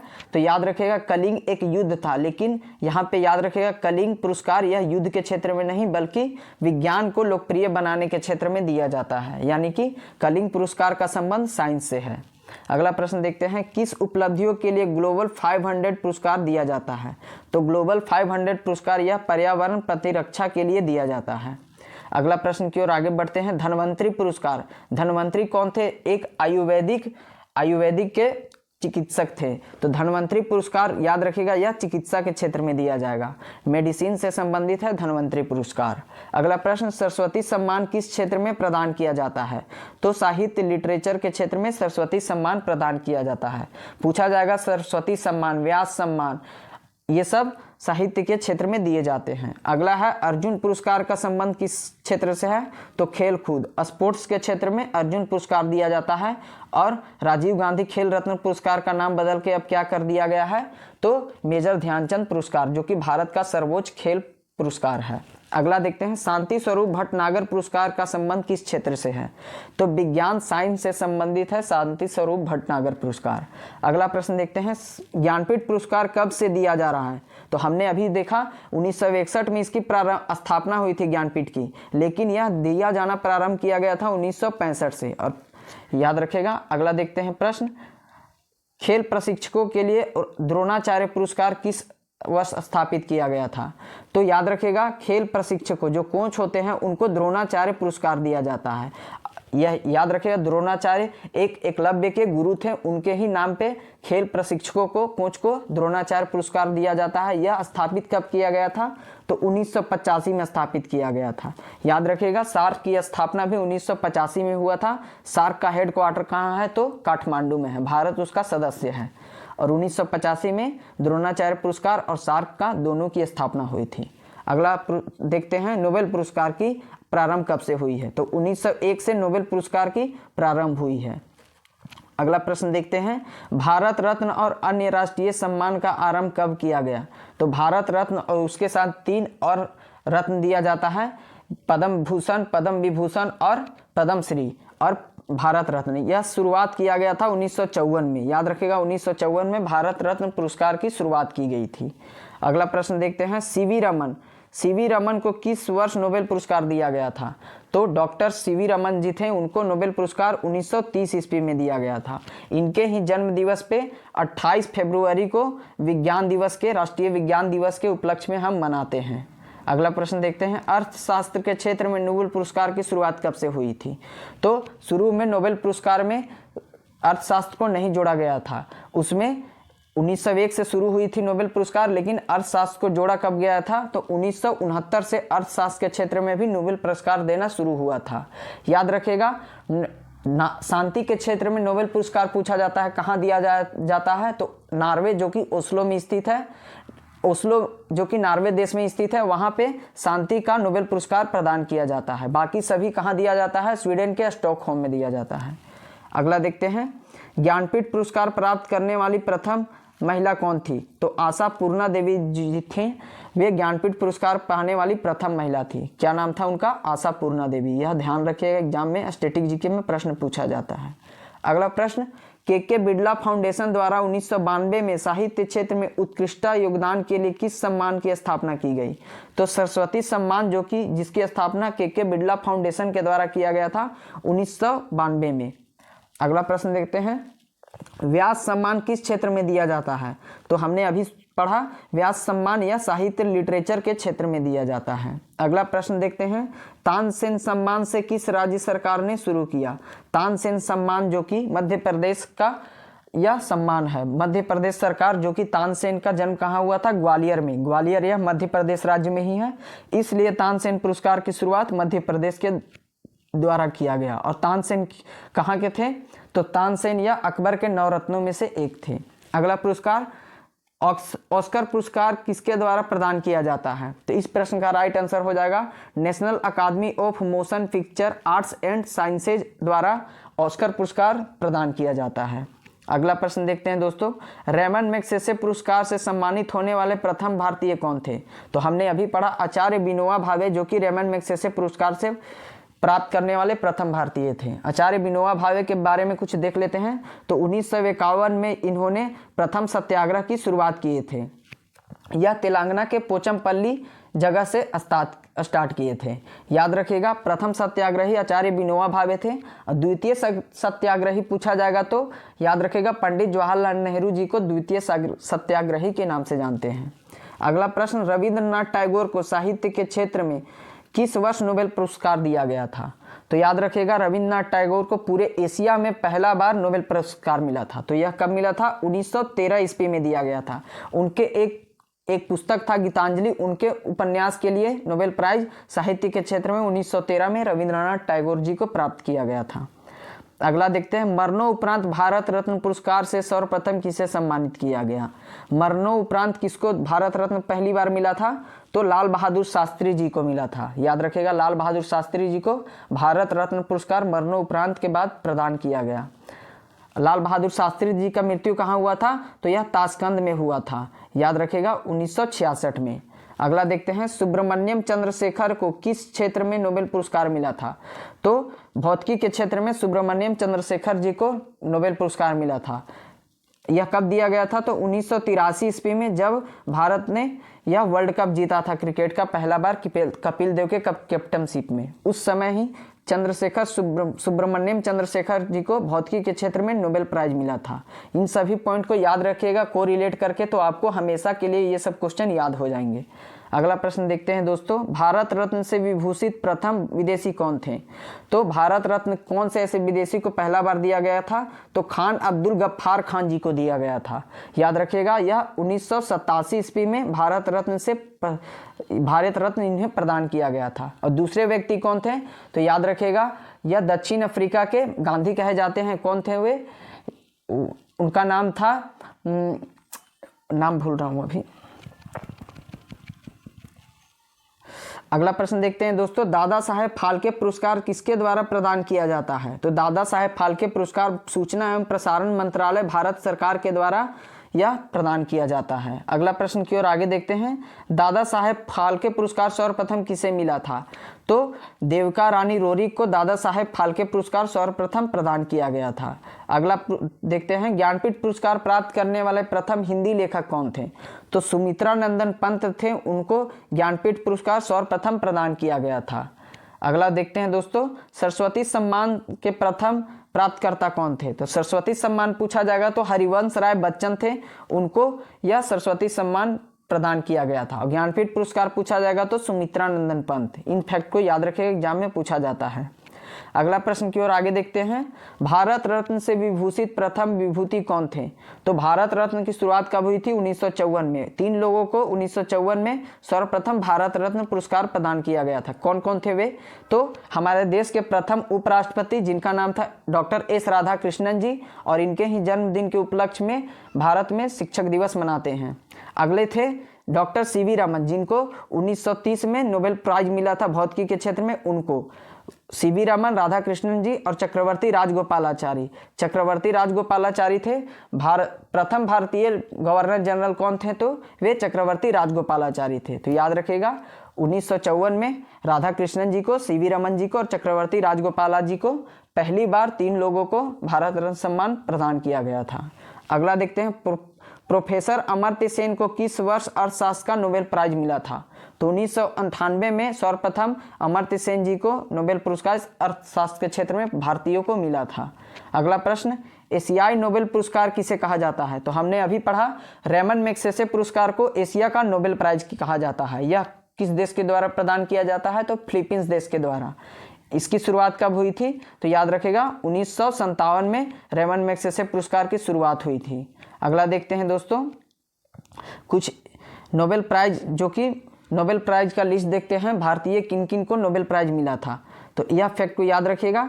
रविन्द्रनाथ टैगोर के साहित्य के क्षेत्र में सर्वप्रथम नोबेल प्राइज मिला था, कब? तो 1913 में, उनकी गीतांजलि उपन्यास के लिए। अगला याद रखिएगा, चंद्रशेखर वेंकट रमन जी को भौतिकी के क्षेत्र में मिला था, कब? तो 1930 में मिला था। अगला देखते हैं, हरगोविंद खुराना जी को कब मिला था? यह मेडिसिन चिकित्सा के क्षेत्र में 1968 में प्रदान किया गया था।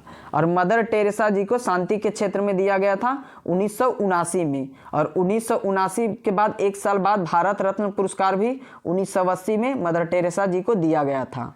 अगला देखते हैं, सुब्रमण्यम चंद्रशेखर जी को अभी हमने पढ़ा भौतिकी के क्षेत्र में 1983 में इनको नोबेल प्राइज मिला था।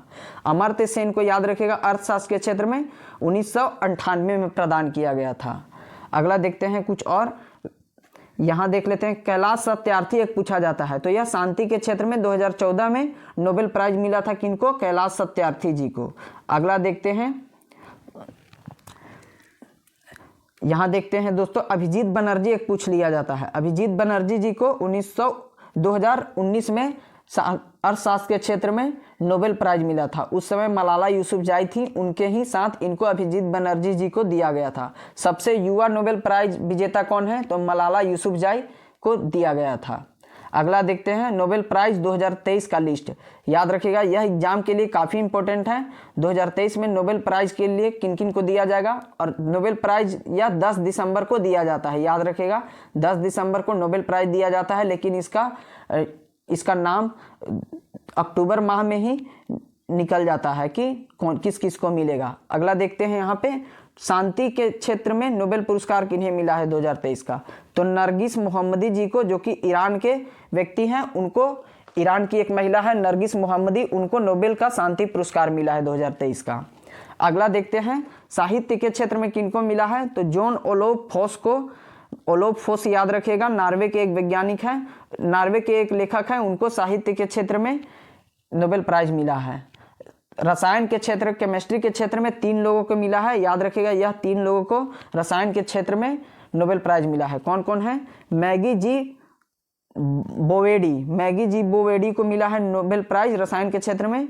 लुइस ई ब्रोस को मिला है, लुइस ई ब्रोस और एलेक्सी आई एकिमोव, ये 3 लोगों को नोबेल प्राइज मिला है रसायन के क्षेत्र में। अगला देखते हैं, भौतिकी के क्षेत्र में भी 3 लोगों को प्रदान किया गया। याद रखिएगा, उनका नाम क्या है? पियरे एगोस्टिनी और फेरेक क्रॉस और एनी एल हुइलियर, इन 3 लोगों को नोबेल का भौतिकी पुरस्कार मिला है। अगला देखते हैं, चिकित्सा के क्षेत्र में 2 लोगों को प्रदान किया गया। कौन कौन है? तो विसमैन जी को, डू विसमैन और कैटालिन कारिको की। याद रखिएगा, यहाँ से विसमैन याद रखिएगा और यहाँ से कैटालिन याद रखिएगा। इन दोनों को चिकित्सा का नोबेल पुरस्कार मिला है मेडिसिन के क्षेत्र में।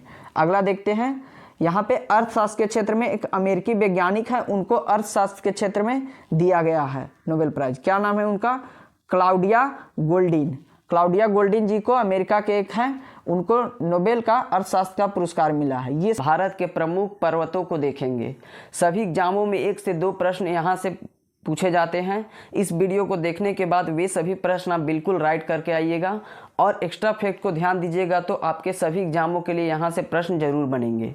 तो हम पहला प्रश्न देख लेते हैं। हिमालय पर्वत एक प्रमुख प्रकार है। पर्वतों के कई प्रकार होते हैं, जिसमें से हिमालय पर्वत वलित पर्वत का एक प्रकार है।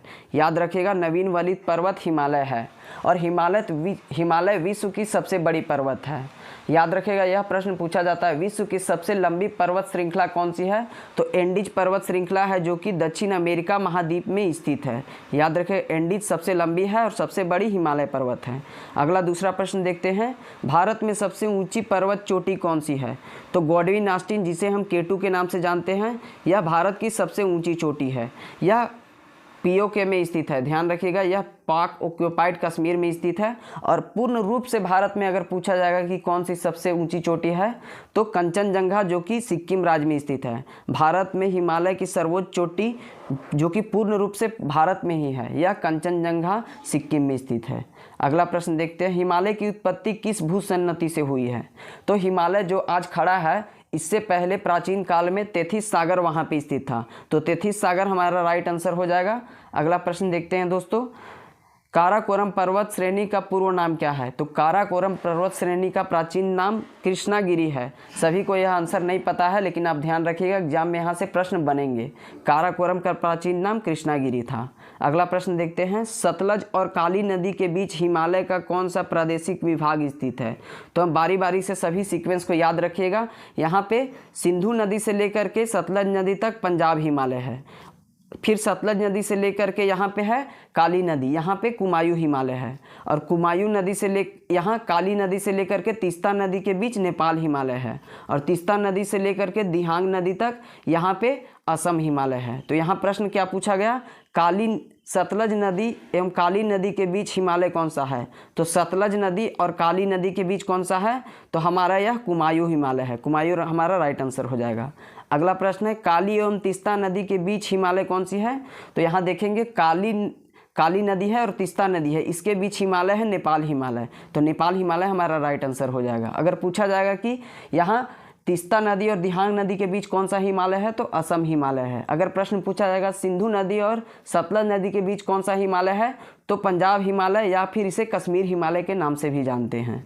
हमारा साथियों, यह एक्स्ट्रा फैक्ट वाला वीडियो और कंटेंट आपको पसंद आ रहा है तो प्लीज़ हमारे इस छोटे से चैनल को सपोर्ट करें और हमारे चैनल को सब्सक्राइब करें। अपने सभी साथियों को यह वीडियो शेयर करें ताकि यह टॉपिक उनका भी क्लियर हो जाए। अगला प्रश्न देखते हैं, किस हिमालय चोटी को सागरमाथा कहते हैं?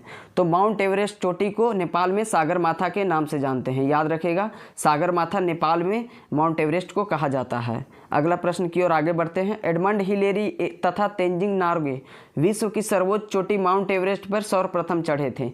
यह किस वर्ष चढ़े थे? यह प्रश्न पूछा गया है। तो 1953 में माउंट एवरेस्ट में एडमंड हिलेरी और तेंजिंग नोर्गे सर्वप्रथम चढ़े थे। याद रखिएगा, 1953 हमारा राइट आंसर हो जाएगा। अगला प्रश्न, हिमालय पर्वत की एक श्रेणी यराकानयोमा कहाँ स्थित है? तो हिमालय पर्वत श्रेणी का ही एक चोटी है यराकानयोमा। यह म्यांमार बर्मा देश में स्थित है, और जो आज अंडमान निकोबार द्वीप समूह है यह हिमालय की ही समुद्री चोटी है। उत्तराखंड का सबसे ऊंचा पर्वत शिखर कौन सा है? उत्तराखंड राज्य में हिमालय पर्वत फैला हुआ है। उस उत्तराखंड राज्य में अगर पूछा जाएगा कि सर्वोच्च चोटी कौन सी है, तो वह नंदा देवी हमारा राइट आंसर हो जाएगा। अगला प्रश्न देखते हैं, शिवालिक श्रेणी का निर्माण हुआ है। शिवालिक श्रेणी का निर्माण किस काल में हुआ है? तो सेनेजोइक काल में शिवालिक श्रेणी का निर्माण हुआ है। और सबसे दक्षिणी श्रेणी का नाम भी पूछा जाएगा तो शिवालिक श्रेणी ही होता है आंसर। अगला प्रश्न देखते हैं दोस्तों, निम्नलिखित में से सबसे प्राचीन पर्वत कौन सी है? तो अरावली पर्वत पूरी विश्व की सबसे प्राचीन पर्वत है। अरावली पर्वत की सर्वोच्च चोटी का नाम पूछा जाता है तो गुरु शिखर हमारा राइट आंसर हो जाएगा। यहाँ प्रश्न है, अरावली पर्वत की सर्वोच्च शिखर का नाम क्या है? गुरु शिखर। अगला प्रश्न देखते हैं, भारत में सबसे प्राचीन वलित पर्वतमाला कौन सी थी? तो सबसे प्राचीन वलित पर्वतमाला थी अरावली पर्वत, और सबसे नवीन वलित पर्वत का नाम पूछा जाएगा तो हिमालय पर्वत हमारा राइट आंसर हो जाएगा। अगला प्रश्न देखते हैं, निम्नलिखित में से किस पर्वतमाला को सह्याद्री के नाम से जाना जाता है? तो पश्चिमी घाट, जो कि सह्याद्री के नाम से जाना जाता है, हमारा राइट आंसर पश्चिमी घाट हो जाएगा। अगला प्रश्न देखते हैं, पूर्वी तथा पश्चिमी घाट के श्रेणियों को सम्मिलित स्थल को क्या बोलते हैं? तो पूर्वी घाट और पश्चिमी घाट जहाँ पे मिलते हैं उसे नीलगिरी पहाड़ी के नाम से जानते हैं। यह प्रश्न पूछा जाता है कि पूर्वी घाट और पश्चिमी घाट को सेपरेट कौन सी पहाड़ी करती है? तो नीलगिरी पहाड़ी उसे सेपरेट करती है। और नीलगिरी पहाड़ी की सबसे ऊंची चोटी पूछ दिया जाएगा तो दोदा बेटा नीलगिरी पहाड़ी की सबसे ऊंची चोटी है। अगला प्रश्न, कार्डमम पहाड़ी कहाँ स्थित है? तो कार्डमम पहाड़ी केरल राज्य में स्थित है। याद रखिएगा, कार्डमम पहाड़ी केरल राज्य में स्थित है। और पेरियार राष्ट्रीय उद्यान यह भी केरल राज्य में स्थित है। और पेरियार नदी जो कि अरब सागर में गिरती है यह केरल राज्य में स्थित है। अगला प्रश्न, गिरनार पहाड़ी किस राज्य में स्थित है? तो बिहार राज्य में गिरनार की पहाड़ी स्थित है। यह सभी को याद रखिएगा, एग्जाम में पूछा जाता है। अगला प्रश्न देखते हैं, भारत एवं म्यांमार के बीच सीमा निर्धारण कौन सी 3 पर्वत करते हैं? तो भारत और म्यांमार के बीच खासी पर्वत, पटकाई बुम पहाड़ी और यराकानयोमा पहाड़ी, यह तीनों पर्वत भारत और म्यांमार के बीच बॉर्डर बनाती है। अगला देखते हैं प्रश्न, छोटा नागपुर पठार की सर्वोच्च चोटी का नाम क्या है? तो पारसनाथ, यह छोटा नागपुर का सबसे ऊंची चोटी का नाम है। पारसनाथ पहाड़ी झारखंड राज्य में स्थित है। पाट भूमि पाई जाती है, तो पाट भूमि छोटा नागपुर के पठार में पाई जाती है। अगला प्रश्न, नागालैंड के पर्वत क्रमशः बंजर हो जाते हैं, इसका प्रमुख कारण क्या है? नागालैंड के जो पर्वत है वहाँ पे बंजर जमीन पाया जाता है, वहाँ उसकी मेन कारण है झूम की खेती। झूम की खेती वह खेती होती है जहाँ पे पेड़ों को काट करके कृषि किया जाता है और अगले 2-3 साल के बाद जब वह बंजर जमीन हो जाता है तो कहीं और स्थानांतरित होकर के वहाँ पेड़ पौधों को काट करके वहाँ झूम की खेती की जाती है। इसके तदुपरांत नागालैंड की पर्वत है जो बंजर हो गई है। अगला प्रश्न देखते हैं, कोडाईकनाल किस पर्वत श्रृंखला पर स्थित है? तो पलानी की पहाड़ी पे कोडाईकनाल पर्वत श्रृंखला स्थित है। हमारा राइट आंसर पलानी की पहाड़ी हो जाएगा। अगला प्रश्न देखते हैं, गुरु शिखर चोटी किस राज्य में स्थित है? तो गुरु शिखर चोटी राजस्थान में या अरावली की सबसे सर्वोच्च चोटी है। सिरोय पहाड़ी कहाँ अवस्थित है? तो तमिलनाडु राज्य में सिरोय की पहाड़ी स्थित है। अगला प्रश्न देखते हैं, नर्मदा एवं ताप्ती नदी के मध्य स्थित कौन सी पहाड़ी है? तो नर्मदा नदी बहती है और उसके नीचे ताप्ती नदी बहती है। याद रखिएगा, नर्मदा और ताप्ती नदी के बीच सतपुड़ा पर्वत स्थित है। अगला देखते हैं, अंडमान निकोबार द्वीप समूह में सबसे अधिक ऊंचाई वाली चोटी कौन सी है? तो सैंडल पीक जो कि अंडमान निकोबार की सबसे ऊंची चोटी का नाम है। याद रखिएगा, बैरन द्वीप एकमात्र सक्रिय ज्वालामुखी है जो कि अंडमान निकोबार द्वीप समूह में स्थित है। एक अंतर्राष्ट्रीय सीमा रेखा इंटरनेशनल बाउंड्रीज को कवर करेंगे।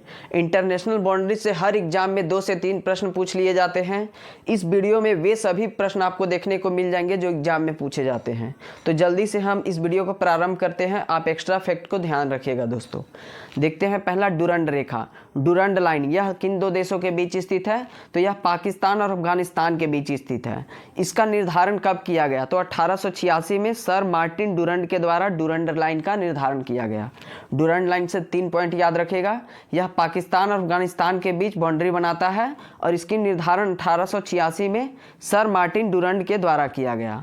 अगला दूसरा देखते हैं, मैकमोहन रेखा, मैकमोहन लाइन, यह किन 2 देशों के बीच स्थित है? तो मैकमोहन रेखा यह भारत और चीन के बीच स्थित है।